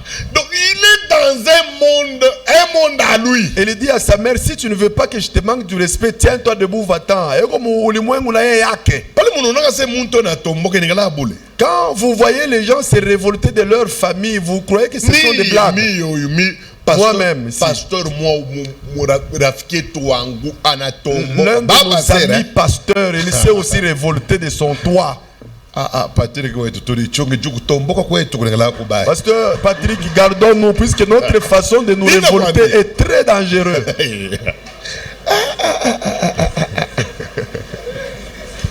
Nous unamwambia c'est pasteur. Je lui disais, pasteur, Unamweka Yesu wapi? où est Jésus? Asekula nekalaka. Il dit, là où il a l'habitude d'être. Papa muntu kambesha kuloka. Ni kitu Quelqu'un, kingine. s'il est sous envoûtement, il devient méconnaissable. Nous unamwambia c'est pasteur. Ni mimi uloko na jibu vile. Je lui dis, parce que c'est à moi que tu réponds comme ça. Il dit, Malheureusement c'est ça la réalité. kwa ole njo vile biko. Baba Mungu nilinde kutomboka. Seigneur, garde-moi de me révolter, s'il te plaît. Biko bibaya sana. Parce que c'est très mauvais. Kenya kale kana mtombesha kana sema mumu bebe yeule. Celle même qui l'a révolté vous dit, non, non, vous pouvez le prendre, il est là. Unaangalia wako nyumba. Vous remarquez, vous regardez entre celles de la maison. Elle est toute celle qu'il fallait. Sasa unaangalia huyu mwingine huyu. Alors vous regardez celle qui a révolté. Hapana pa kusema juu utakuwa kutosha tu Kiswahili hakina kizuri. Alors je me garde puisque je risque de prononcer ici des termes qui ne sont pas bien. C'est elle qui contrôle. Lakini ni yenjo kona miliki. Vous ne comprenez plus rien. Amutaelewa mambo. Et souvent ce sont les paroles. Hein? Na zaidi ni kupaka kupitia misemo. Vous voyez, beaucoup d'Africains ont une très mauvaise vie plus tard à cause de quoi? Des mauvaises paroles qu'ils entendent depuis l'enfance. Mama mujume upaka kawe auna nakolo tendaka. Kawe shuka nimita kuriaka kwako. Kawe bile bimabintu bile. Njo binafanyaka tunakomala mu maisha tunabakia baovyo. Angalia weye bari kurepete bio sana kwa bazazi. Weye bule utakufuaka paka hivi, mishi takuriaka kwako. We mwenye kanini. Na nibia kwere angalia po na komala. Zero. A part kukompoze mimbo ya ba Swede. Au yue kintu kingine. La vie de beaucoup d'Africains est malheureuse aujourd'hui. Pourquoi? Puisque depuis leur enfance, on ne cesse de leur parler que de mauvaises paroles. Une maman qui ne cesse depuis l'enfance de l'enfant de ne lui dire que de mauvaises paroles. Toi qui tu seras une personne, quand est-ce que je mangerai chez toi? Et par conséquent, tu peux aussi voir ton cas. On a tellement mal parlé de toi, tu n'as plus rien à faire dans la vie que de composer des chants. Je ne maudirai jamais aucun de mes enfants. Ce ne sont pas des anges. Ils ne sont pas irréprochables. Mais je ne peux pas dire moi sur un de mes enfants, non, toi tu es bourrique. Jamais de la vie. Jamais. D'ailleurs, souvent quand ils étaient enfants, les tout premiers, chaque samedi, je bénissais mes enfants. Si je ne le fais pas le samedi, je le faisais à la fin du mois. Ils se mettaient devant moi par ordre de naissance. kufuatana na vile banazali kwa. Je commençais avec l'aîné Nilianzaka na wa kwanza jusqu'au plus petit. mpaka kwa wa mwisho. Je ne faisais que répéter les bénédictions sur eux. Nilikuwa kama niko natangaza mpaka mabaraka. Puisque je crois Njoo naamini dans la puissance des paroles. ndani ya uwezo wa misemo. Comment il m'arrive de dire à une femme Njoo inanifikiaka kuambia mke qui a déjà fait 20 ans sans mettre au monde, ule anafanya miaka 20 bila ye kuzala, je lui dis l'année prochaine tu auras un garçon. namwambia mwaka kesho utazala mtoto mwanaume, Et l'année prochaine elle kisha a un mwaka garçon. kesho anazala mtoto mwanaume. Comment je ne peux pas le faire sur mes enfants? Njoo ni siwezi kuifanya vile yule batoto yangu. C'est pourquoi je les bénis toujours. Njoo kwa maana na babarikiaka paka Je les bénis toujours. na babarikiaka. Ce ne sont pas seulement mes enfants biologiques, Aina paka batoto yangu bali nilizala, même mes enfants spirituels, ata batoto yangu ya kiroho, les Marc, tout le monde qui m'a accompagné ici, les Fabrice, tout ça. bale bote bako nisindikiza hapa, ba Gervais, ba Marc, ba Fabrice, Je les bénis na toujours. babarikiaka. Tous mes pasteurs, je les bénis toujours. Ba pasteur bangu bote ne babarikiaka. Moi, je leur ai toujours dit, kama unashindwa mambo ya Mungu pembeni yangu, c'est que we lwako na mbingu aina na kile itakufanshi. Je leur ai dit, si tu ratais les choses de Dieu tout en étant à côté de moi, donc toi, même le ciel ne peut rien pour toi. Puisque j'ai fait tout pour que mes pasteurs soient bien. Kwa sababu nafanyaka mwangu mote juu bachungaji Des bakanisa bako enseignements, mzuri, des mafundisho, corrections, des makubadibisha, impositions de mains. batilia mikono. Hein? Le 4 janvier, je vous ai amené où? Le 16 le et 16 le et le 17. 17. Hein? Nous sommes allés où? Tuningia mon retraite Avec mafungo na ba pasteur bote Et munatuombea à la fin, mwisho qu'est-ce que kisha j'ai tunafanya na sainte scène avec imposition des mains. Ninju mufunguke samie. C'est pour que vous soyez libérés, libres comme moi. Unaona kama mu communauté, Voici dans notre communauté, we pasteur kuna uza miotoka vous ya le pasteur vous achetez des voitures, des véhicules, beko paka lo mikolo. et ils sont que Maro itabavimba batako kutwanga masasha bakawaka. leurs cœurs vont gonfler et ils viendront t'empoisonner. C'est pourquoi j'ai pris pour eux, pour que leur vie soit aussi libérée, qu'ils achètent des maisons. Comme ça, ils vont quand même ils vont fermer l'œil sur ce qui m'appartient.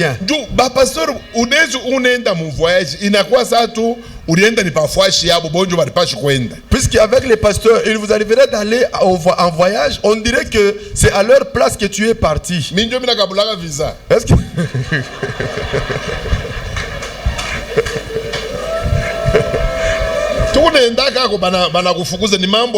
Tu y vas, on te chasse à l'ambassade, ce n'est pas mon problème. Oh non, depuis que lui seul voyageait, nous sommes assis. Alors vous pouvez vous tenir debout si vous êtes fatigué. Amen. Amen. Les paroles. Misemo. Frère, faites attention. Écoutez. Quatrième loi. Kanuni ya ine. Ou quatrième règle. Kanuni ya ine. Toute vente uchuluzi wote n'a que 3 objectifs dans le monde là. On ne peut pas, écoutez, on ne peut pas te vendre. Ou bien on ne peut pas vendre quelque chose qui t'appartient sans poursuivre ces 3 objectifs. Et d'ailleurs, c'est la raison pour laquelle il y a des ventes dans ce monde-là. Il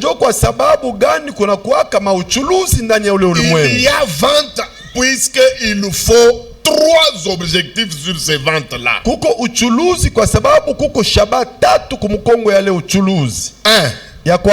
On ne peut vendre quelqu'un que pour l'esclavage et la souffrance. Quand on vend, l'objectif c'est la souffrance et l'esclavage. 2. On ne peut vendre que pour la mort. Et 3, na ya tatu on vend wanauzishaka au péché. ni kunzambi. Ce sont les 3 objectifs pour lesquels on peut vendre quelque chose dans le monde des esprits. Njo shaba tatu ile banauzishaka muntu ndani ya ulimwengu wa mampepo. On ne te vendra jamais pour autre chose que ce que je viens de te dire. Abata kuuzishaka kitu ingine kutosha kubinye natukia kukwambia. Je vais te prouver que dans la Bible, Takuonesha kusema ndani ya Biblia, lorsqu'on vend quelqu'un, wakati banauzisha mutu, c'était uniquement pour qu'il serve à 3 objectifs. ilikuwa tu ni njuu apate kufanya hii mashaba tatu, wala c'est pour qu'il reste esclave et dans la souffrance toute sa vie. ni njuu abakie mutumwa na mumateso maisha yake yote mzima. Si ce n'est pas ça, Kama sio vile, c'est pour qu'il meure. ni njuu afwe. Si ce n'est pas ça, Kama sio vile, c'est pour qu'il soit attaché à un péché déshonorant, un péché abominable, un péché qu'il ridiculise lui-même. ni njuu apate kuambatana na nzambi moya aya, nzambi moya kuna mpatisha aya kila mara kuna ifanya. Je vais vous dire ceci. Tawaambia hivi, Savez-vous pourquoi, malgré tout le parcours de souffrance de Joseph n'est jamais mort? unajua jua nini tokea Yusufu alikuwa kunatembea ndani ya njia ya mateso ashikukufuaki? J'étais dans la citerne, Balimutupa katika njimo, vendu aux Ismaélites, balamuuzisha kubana wa Ismaeli, revendu encore aux Amalécites, balamuuzisha tena kwa Amaleki, jusqu'à ce qu'il arrive dans la famille de Potiphar. balampeleka paka ndani ya jamaa ya Potifari. Malgré qu'il est passé par beaucoup de souffrances, Ingawa alipita katika mateso mingi, il n'a jamais été livré à la mort. kamwe abaya mupelekaka kufwa. Vous savez pour quelle raison? Unajua sababu? C'est puisque l'objet de sa vente, Ni kwa sababu kiombo cha kumuzisha nacho ce n'était pas la mort. haikukue kufa kwake. L'objet de sa vente, Shaba ya kumuuzisha c'était pour qu'il reste esclave. ilikuwa ndio awe paka mtumwa. Psaume 105, verset 17. Zaburi sura 115 Psaume 105, verset 17. Zaburi 115 mstari ya 17. Psaume 105 Verset 17. verset 17. La Bible dit, il envoya devant eux un homme, Joseph, fut vendu comme esclave. Il fut vendu comme esclave. C'était ça l'objet. Lui, on ne l'a pas vendu pour qu'il devienne buveur de l'outoukounon.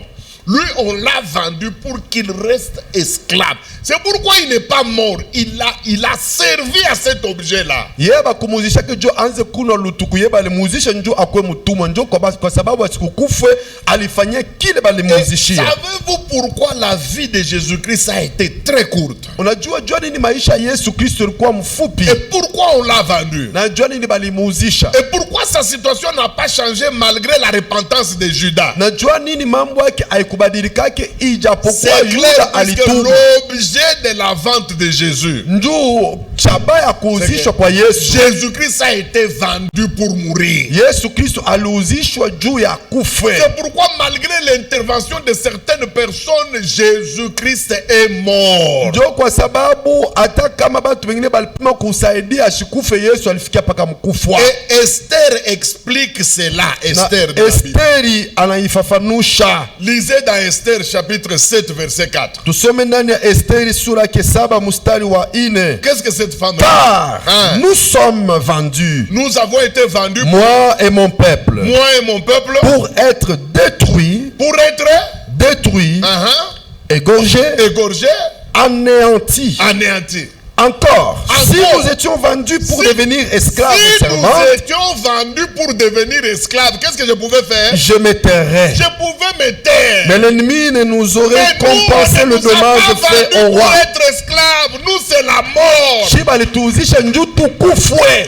Écoutez cette femme. Shikia huyu mwanamke. Bien que moi, je ne peux pas accepter son assertion. Hata kama mimi siwezi kuichika vile anakuwa kuisha kusema kwake. Moi, je ne peux pas accepter ce qu'elle a accepté. Mimi siwezi kuichika kile yeye aliichika. Écoutez ce qu'elle dit. Sikia vile anasema. Roi, Mfalme, nous ici les Juifs, Sisi Wayuda, les Hébreux, sisi Waebrania, nous avons été vendus pour être égorgés, tuluzishiwa juu ya kukatiwa kichwa, pour mourir. juu ya kuchinjwa na kufwa.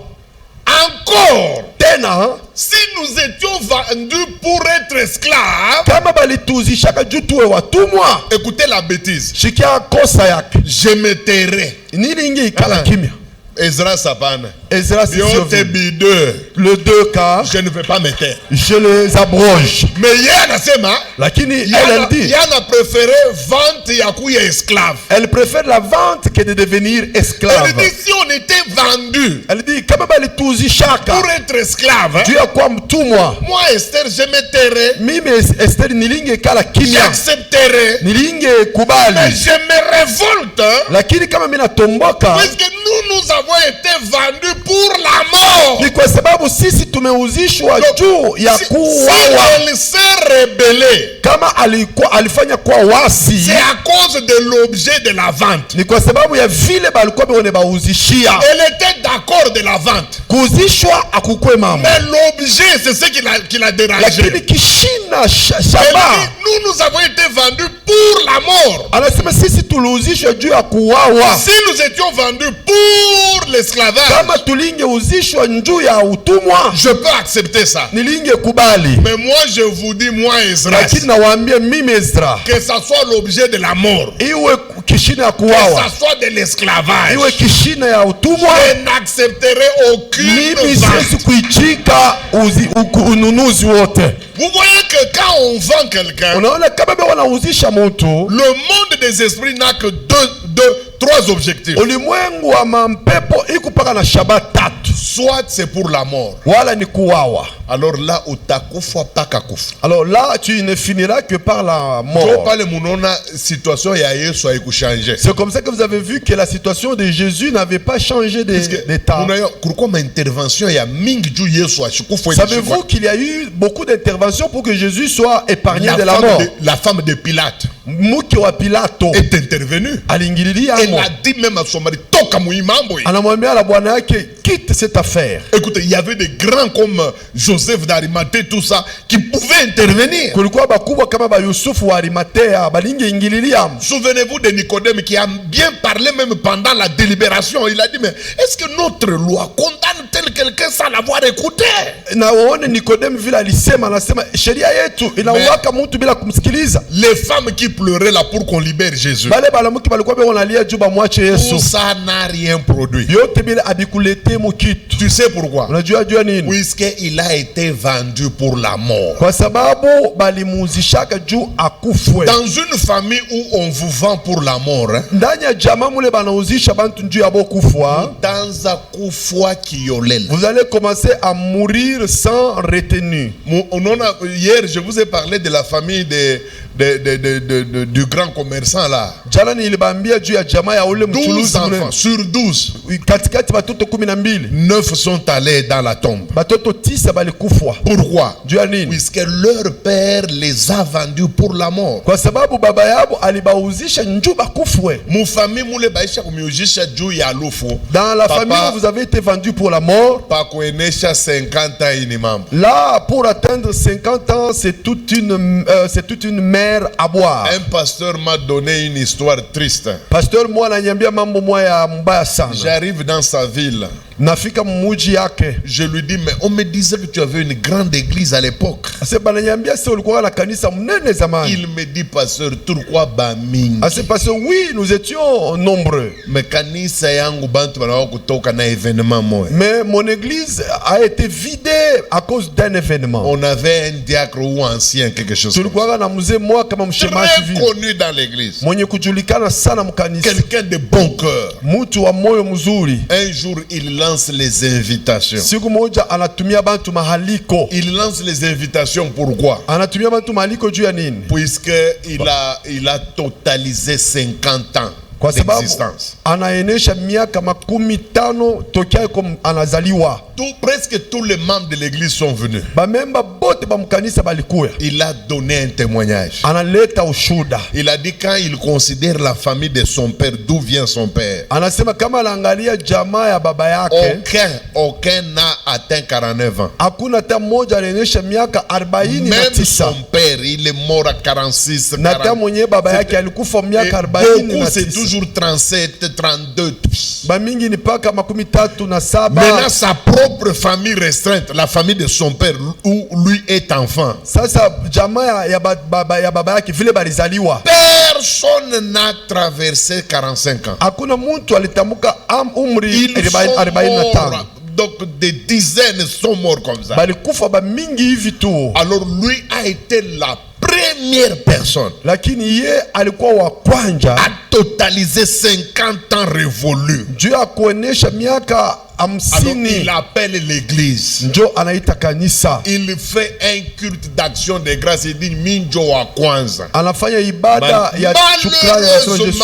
Kwa hole il ne connaissait pas le combat spirituel. asikujuake mvita ya kiroho. Papa, 50 ans aujourd'hui, Miaka 50 une ilenia leo grande fête à l'église. anafanya karamu kabambi Il fait kanisa. même des actions de grâce. Banatoa na shukrani. Lundi prochain, Kazi moja il commence à avoir un malaise. Ça, c'est son pasteur qui me dit, hein, ni pastor wake jo aliniambia il va à l'église, à l'hôpital, anaenda kwa hospitali kwa sababu alikuanza kugonjwa cancer d'estomac. banakuta kanser ya estoma.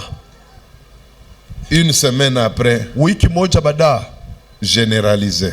inakuwa kanser mwili mzima, Il meurt. anakufa. Kanisa inashindwa kuicheka ile mambo. Toute l'église n'a pas su supporter cette histoire. Ase mukanisa mu mambo. On dit alors dans l'église il y a un problème. Anamremercier Mungu vile ananisha 50 ans. Anakuwa kufa une semaine après na cancer généralisé. Atoka mwenye kanisa muna moto njo bantu kutoka mu moto mu. Tout le monde a dit comment quelqu'un qui va louer Dieu pour avoir atteint 50 ans, une semaine après il meurt. Pasteur anaanza kwenda kuria iko na bembelesha bantu. Les pasteurs allaient plaider pour que les gens rentrent. Le problème c'est quoi? Personne ne connaissait que Hakuna mtu alijua kusema ile loi ile na bawaka. la loi qui le tue. Il fallait kuisimamisha na maombi aina na kafeti ka Et anniversaire. il fallait l'arrêter avec la prière et non pas avec une fête d'anniversaire. Bandoko, Frère, toutes les prières sont bonnes. maombi yote kumuzuri. Mais n'oubliez pas la prière de combat. Lakini hapana kusaulika maombi ya bukonvi. Moi, j'aime beaucoup adorer. Mimi napendaka kuabudu sana. J'aime les prières de supplication. Napendaka kumsi Mungu na Mais kuomboleza. j'aime aussi faire des prières de combat. Lakini napendaka tena kufanya maombi ya Vous ne bukonvi. faites pas ça, vous allez mourir. Kama uifanye utakufa. Mwe kwenu barimiujisha kunini. Vous, à quoi vous a-t-on vendu chez vous? Maintenant, kama ni Alors, esclavage, si c'est à l'esclavage, hein? Mutaona mutakwaka ba malheureux ba moyo, puisque kizazi kienu barikiujisha kubu esclave. Alors mumaisha yenu pakuperse, utona pakupasuka, pakutosha kichwa ni problem. Mutakuwa mwebote paka bavi ya chini, ni paka uyu anatumikaka ku morgue, uyu mwingine anakolopaka ku hopitalo, uyu mwingine bo ye lwake eko paka pa TikTok. Eko na kanjina kamoa babadadi bantu bena mutapatapa pa TikTok na enjo kazi yake.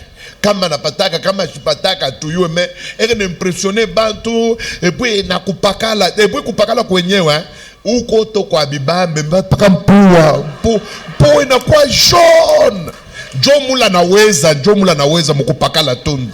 vous allez vous rendre compte que si vous avez été vendu à l'esclavage, toute votre famille, vous serez tellement malheureux. Celui-ci, lui, il travaille à la morgue. Celui-là, lui, il fait des activités viles. L'autre là, lui, et tout ce qu'il fait, c'est être TikToker, comme on les appelle souvent, et avec un nom Babadadi. Et après ça, il va commencer à éclaircir le teint.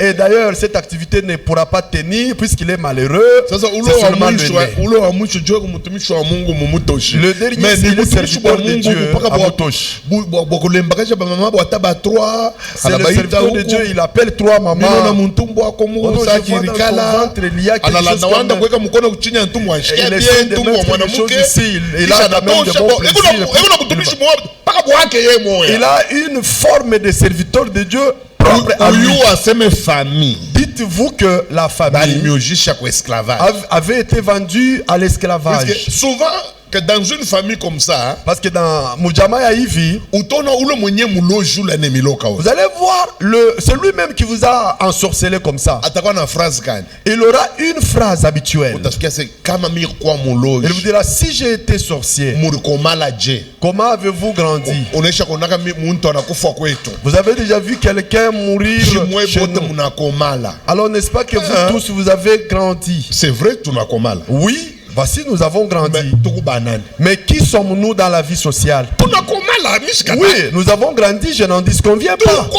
banani. Mais à part ça, qui sommes-nous? Kipi mwangui. Alors à mon âge ici, Niko navala pantalon na ceinture ya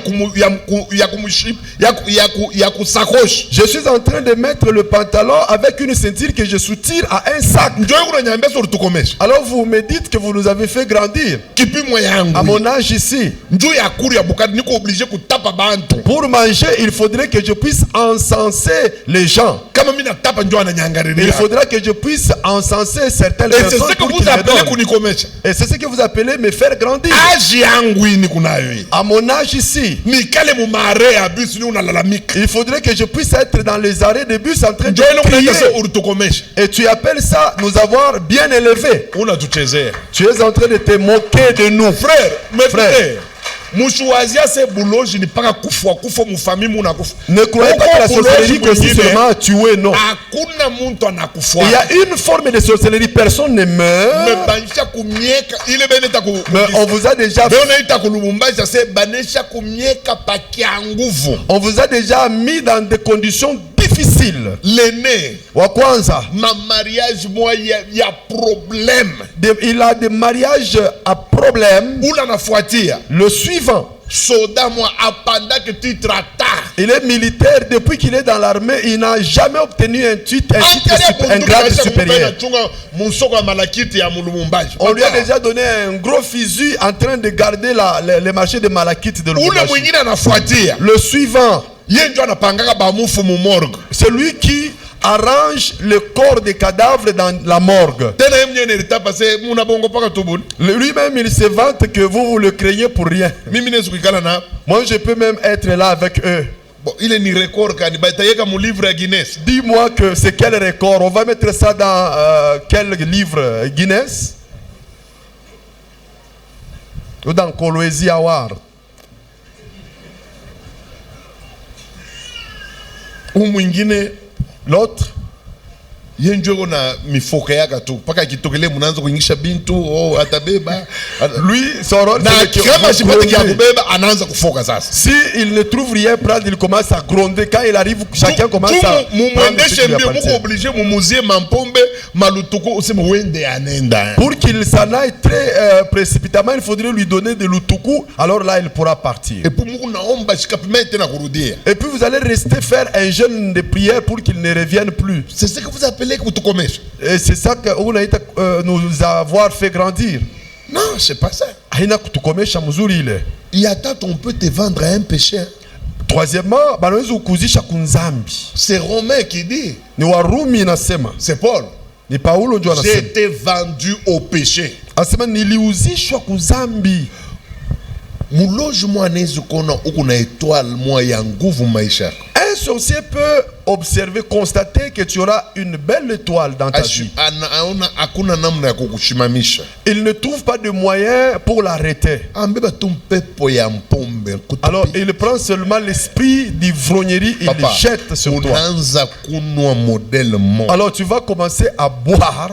Même ceux-là qui sont obligés de te soigner. na bakukutunza benyewe ne comprennent pas ce qui t'arrive. abelewe ni mambo kaniko na kufikia. Moi, j'étais trop jeune ici, hein, à Kolwezi, hein, Mimi nilikuwa kama kijana hapa Kolwezi, dans un quartier dont ndani j'étais ya le nom. mtaa fulani hapa Sur notre avenue là, mu barabara yetu, il y a eu un papa kassaïen. kulikuwa papa mmoja kutokea Kasai, Puisqu'ils étaient attachés à notre famille. njoo alikuwa ka rafiki ya C'est comme jamaa ça yetu, que j'allais dans cette famille là. njoo vile nilikuwa naendaka na mimi kujamaa ile. Il voit un de ses grands frères qui quitte le Kasaï qui vient. Anaona mkubwa yake anatokea Kasai anakuja. Oh, minongwa mari sana ya mtoto wako umwoeshe. Oh non, j'ai patienté la dot de ta fille, tu ne l'as pas mariée. Tu ou le maman ou le papa ou le batoto qui n'est pas fulani ingénieur fulani une ma vie moi épanouissement moi ya bien ça. Puisque ces papas là, ces enfants étaient toujours avec un étoile qui brillait. Son grand frère est venu du Kasai. Il est venu chercher qu'on marie une fille pour qu'il bouffe la dot. On lui dit attendez puisqu'elle étudie encore. Il dit tu me brandis les études de ta fille. Alors tu veux dire que les miennes sont impudiques, prostituées. Je m'en vais, tu verras ce qu'elle deviendra. Le papa a pris le train, il s'en est parti, il s'en est allé. Alors la jeune fille va commencer à se prostituer ici. À l'époque nous étions encore gamins. Mais sa prostitution nous épatait. Son père a tabassé et il s'est fatigué. Après quoi, elle va contracter la grossesse pour avorter, elle meurt. Celui du Kasai lui a dit tu t'es joué de moi, tu as vu. On a pris seulement l'esprit de prostitution et on a jeté sur elle. Te vendre à un péché. Papa, tu seras en train de te saouler au point que tu ne te contrôles pas toi-même. Pourquoi ma caractère c'est une vente, hein? Il y a certains caractères ni mtu mwenye kuuzisha. Comment une femme mwenye kuolewa, son mari a de l'Afrique et son ménage est de haute classe, mais elle ne fait que sortir de son mariage. Vous qui la croisez dans la vie d'infidélité, n'est-ce que vous dites mais son mari il est directeur, c'est lui le patron de telle société, c'est sa femme. Oui, il y a de ces prostitutions qu'on ne fait pas puisque on a manqué. C'est un esprit mauvais, un mauvais sort. Soit l'esprit d'endettement. À qui pousse un papa, lui si il perçoit son salaire, alors tous ses créanciers sont là. Il va jeter l'argent pour que chacun prenne ce qui lui appartient. On a amené au parquet fatigué même. Il peut avoir l'argent mais il va encore s'endetter. Ce sont des ventes. Nima kuuzi choix. Jeune fille. Dada. Vous savez, une fille normale, même si elle ressent le désir, mais la femme a l'habitude de faire semblant. C'est nous les hommes qui montrons clairement que je suis au bout, mais la femme fait semblant. Mais pour toi, non. Pour toi, c'est un marché, un véritable marché. Toi, tu n'as pas de barrière. Tout le monde. Dans votre parti politique, ils en ont vu de toutes les couleurs. Et les prophètes sont séchés. La manière dont tu les étrangles, personne ne résiste. Ce n'est pas normal. Moi je t'informe que tu n'es pas normal.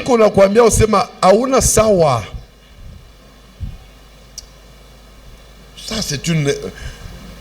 Ah non, que Dieu nous aide. C'est pourquoi aujourd'hui, il faut que ces choses-là tombent. Si vous êtes sous l'art, aujourd'hui, Jésus, atakutosha ile âme. Il va enlever cette vie, cet esprit. Atakutosha. Il va t'enlever cet esprit. Atakutosha. Il va te délivrer de cet esprit. Na njoo itakuwa mara ya kwanza kunwa na ya mwisho hautakunyaka. Et ça te sera la toute dernière fois que tu auras bu. Une autre loi. Na kanuni ingine. Celle-ci, elle est très mauvaise. Iko mubaya. Elle est très très mauvaise. Iko mubaya sana.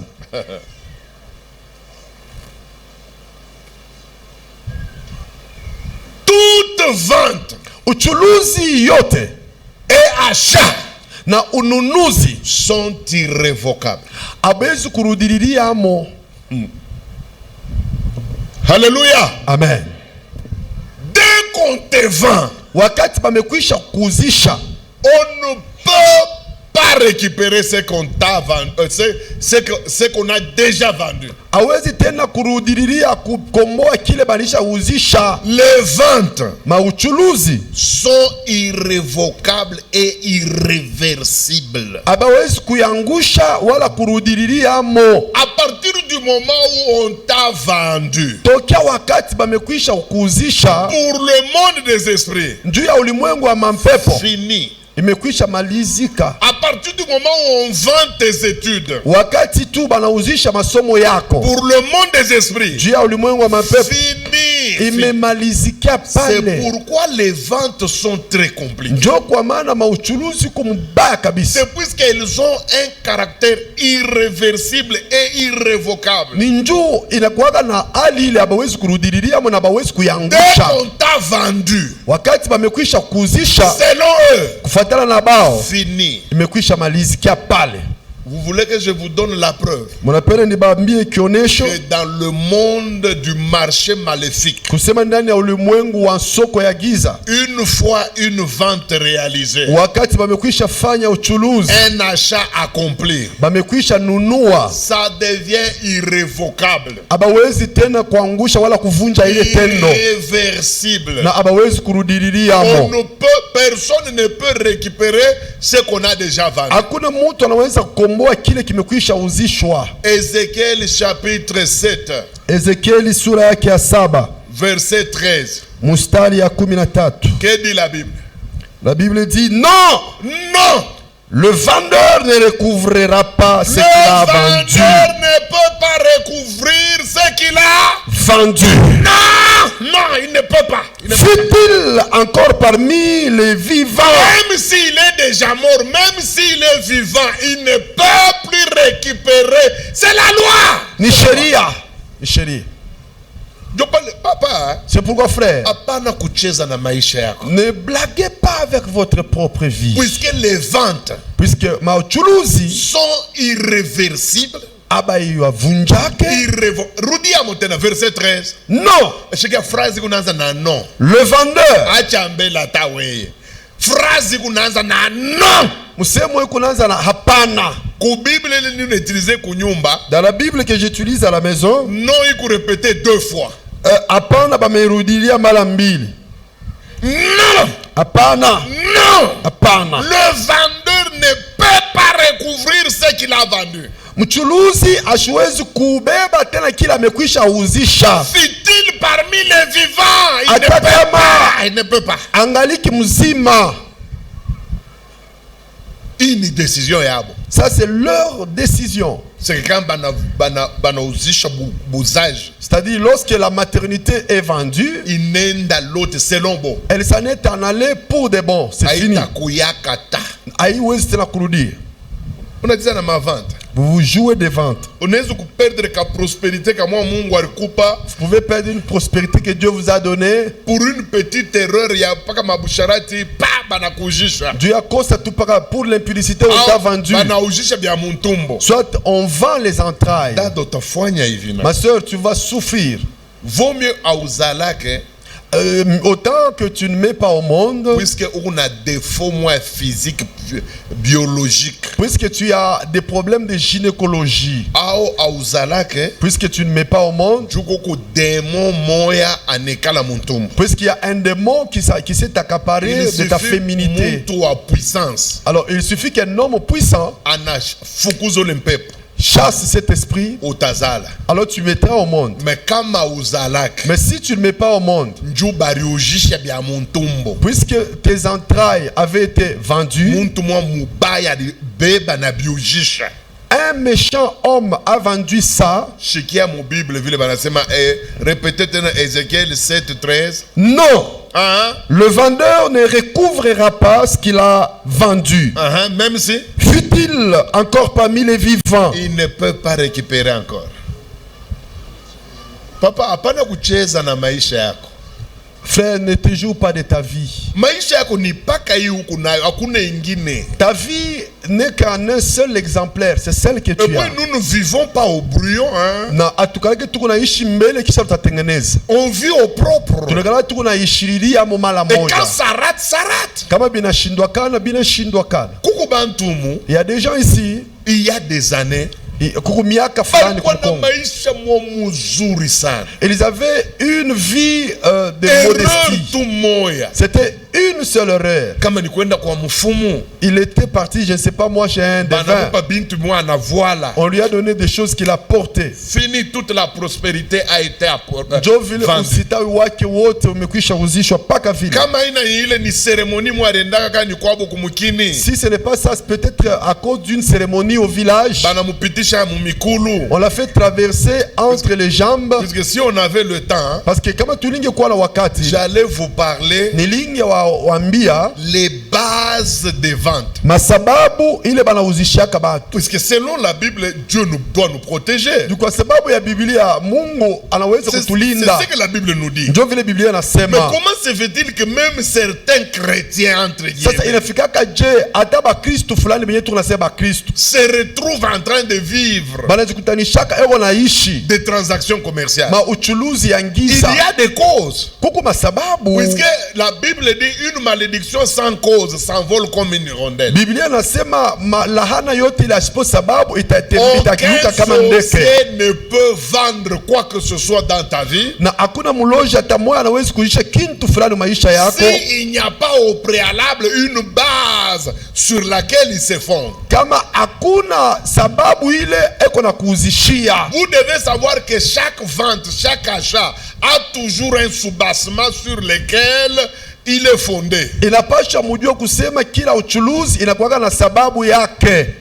Les sorciers ne peuvent pas ensorceler, sinon on nous aurait mangé tous. Baloja bawezi kuloka mtu wote kama biko vile kumbi sisi wote balinge tukula. Surtout des gens comme nous qui prêchons ces choses. Zaidi batu kama sisi tuko na ubiri hivi bitu. Pour nous fermer la bouche. Juu ya kutufunga kinwa. Ni kuloka bibi kuloka batoto na unacha kuhubiri lote. Dans ce cas, il faut ensorceler le prédicateur, sa femme, ses enfants pour qu'ils se taisent pour des bons. Mais pourquoi ils ne le font pas? Lakini jwani ababifanyaka. C'est puisque abapatake base movie et tout. Pale batabambia juu bakuloke. C'est Juu puisque bakujishe. ils ne trouvent pas de base d'occasion par laquelle ils vont mettre la main sur nous pour nous vendre. C'est pourquoi si vous êtes chrétien, soyez-le foncièrement alors. Ndio kwa maana kama uko Mkristo uwe Mkristo kwa uketo. Ne soyez pas chrétien yo-yo. Ne soyez pas Mkristo wa yuluyulu. Soyez-le véritablement. Uwe Mkristo katika uketo wake. Bibi bintu bienu bia uku Mukristo. Cette histoire de vous êtes en même temps chrétien. Qu'un petit voyage tout par Kinshasa. Pour un petit voyage à Kinshasa. Tu entres dans l'hôtel avec une prostituée. Papa wangu uyue. Mon frère, sache-le. Hawezi kuresiste devant ma démon. Dis-toi que tu ne résisteras jamais devant les démons. Unaona hii enseignement sani unaleta. Vous savez, les enseignements, comme je vous le donne ici, ni enseignement moi trop dangereux d'abord pour moi-même. Ce sont des enseignements trop dangereux d'abord du yangu. Puisque hapa sasa mwe mtu mwisho wikala kimya. Vous savez, tous vous êtes celui qui travaille c'est moi. Na mu viseur ya Satan. Et dans les viseurs du diable, la cible hapa sasa. La cible pendant l'instant, c'est moi. Ni mie. C'est moi. Alors mi kama kama mina cheza na via. Alors moi, au moment où je jouerai de ma vie, Auto mamiza auto munafanyaka. avec vos blagues que vous faites souvent, Kafika moi kana kuandikia pa Facebook bonjour papa. une fille t'écrit sur Facebook, on a dit Jambo bonjour. papa, et toi aussi tu dis bonjour. Papa vous êtes tokos hein. Elle dit papa, oko tokos. On a dit Et toi aussi tu dis oui. ma fille, toi aussi tu es sexy. Ma fille, On a oko senju na. voyez cette bêtise que tu commences là, t'a coûté cher. ça te coûtera cher. Nous on n'a pas droit à couper les biotes. Chez Atuna la chérie a couillé les vitres. Si tu obligé kufwa na bibi moya na vile soit takuya. Nous sommes obligés de mourir avec une seule femme jusqu'au retour de Jésus. Mimi obligé kufwa na mwanamke moya. Hakuna kwenda gauche, hakuna kwenda Je droite. suis obligé de mourir dans le sein d'une seule femme sans aller à gauche ni à droite. Bon, ça vile keko paka koka moya. Alors comme elle n'est qu'elle seule, Il faut qu'on soigne nguvu sana. alors il faudra la soigner comme il faut. Kukauzia mafuta. Il faut lui acheter des lotions. Kukatwanga mankanjo ya. Et il faudrait lui acheter des robes qui coûtent cher. Juya nini keko Pour quelle raison? Puisqu'elle n'est que seule. Non, non, toi, non, toi. Pour les servir, papa. Toi, sers-toi comme tu veux. Alors, toi, tu vas à Luilou, tu iras. Tu les as même déjà donné des noms, des identifiants. Celle-là, c'est RTL. Tu n'as pas de problème. Nous n'en avons qu'une seule. Non, hein? Tu vois? Une seule femme. Kamoya tout. Et ce jusqu'à ma mort. N'a pas kakulufu. C'est pourquoi il faudrait que tu apprennes à soigner ta femme. Nourris-la comme il faut.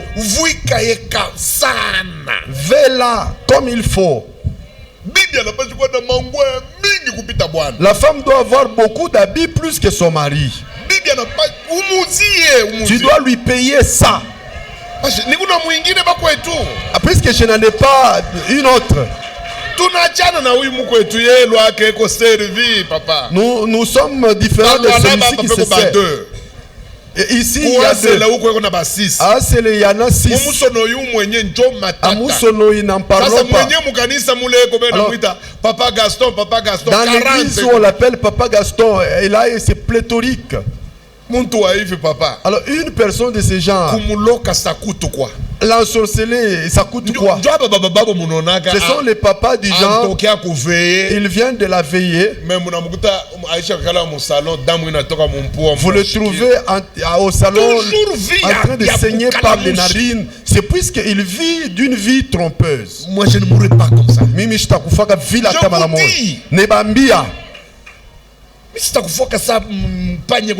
Moi, je ne mourrai pas à la manière du rat. Non. Seigneur Dieu, tu ne permettras pas pareille chose. C'est comme ça que j'ai dit à ma femme, aide-moi aussi. Aide-moi à ton tour. Puisque à cause des combats, permets-moi que dans ma propre maison que je sois à l'aise. Même si je reçois des coups dehors à l'église, mais quand j'entre chez moi, non, que je me sente à l'aise, que je me sente, que je me dise si je suis chez moi. Finalement, elle fait de tout son mieux pour cela. C'est pourquoi Dieu, je te demande de la bénir. Souviens-toi d'elle.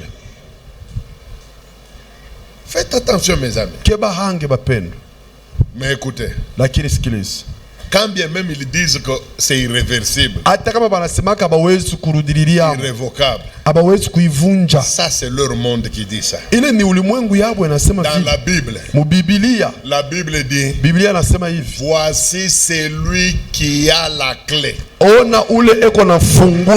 qui quand il ouvre, personne ne peut fermer. Et quand il ferme, personne ne peut ouvrir. La Bible dit, il est descendu dans les régions inférieures, dans la dèse. Il est allé voir celui qui avait le pouvoir de la mort et du séjour de la mort. Alienda kukutana na ule alikuwa na mamlaka yule ya Et il lui kifo na a Hadesi, arraché la clé. na anamnyang'anya funguo.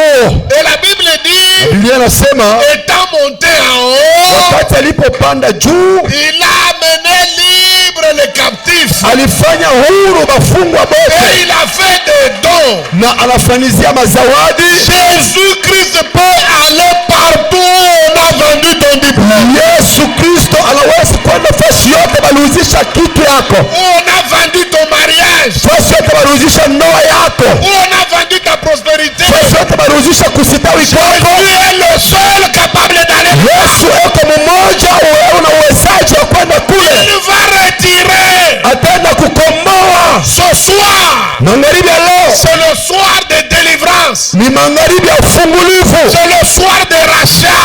ni magharibi ya wokovu. Tout ce qu'on a acheté, nous allons racheter cela. Yote kile baliuzaka tutakikomboa.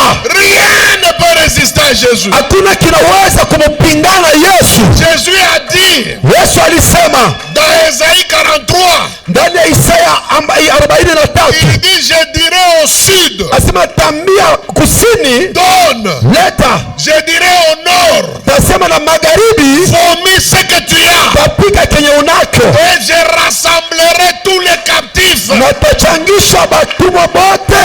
Leo Aujourd'hui, Bwana Yesu ataita bile byote bilibebwa. Jésus-Christ va rappeler tout ce qui était parti. Bale banamuke abazalake mutazala leo. Les femmes qui ne peuvent pas mettre au monde, elles vont le faire. Naniambia na milapia kwa jina la Yesu Je mutazala. vous le dis, c'est au nom de Jésus que vous allez mettre au monde. Jeune fille ule mariage yake baribamba. Jeune fille dont le mariage avait été acheté, Yesu atenda kubebele mariage. Jésus-Christ va aller acheter ce mariage. Amen. Leo. Ouh. Leo. Baimbaji mubambe bintu kwa. Zambi wa kutendelela nye. Est-ce que Yesu banejua problème? Leo Aujourd'hui, moto iko na shuka hapa. nous allons faire descendre le feu.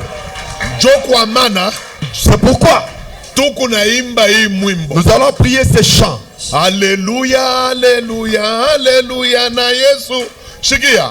Mwimbo itafanya tu 5 minutes. Le chant fera 5 minutes seulement. Ushimbe tena. Alors ne chante plus. Njoo nguvu ya Mungu iko deja musala. Mais puisque la puissance de Dieu est déjà dans la salle, Bakujazwa batajazwa. ceux qui seront remplis seront remplis. Bakufunguliwa batafunguliwa leo. Les gens seront délivrés aujourd'hui. Alors tuko naimba ile mwimbo Alors nous allons chanter ces chants. 5 minutes tu. 5 minutes seulement. Mala mweni kuingia Et malo. nous allons entrer dans la prière. Prions. Alléluia, alléluia, alléluia, la Yesu. Alléluia, alléluia, na Yesu. Alléluia, alléluia, alléluia, la Yesu. Alléluia, na Yesu. Tika la emba, tika la kumisa, Bwana sanje la mokonze. Alléluia, alléluia, Alléluia. na Yesu. Tika na belelo za Biblia, kona boina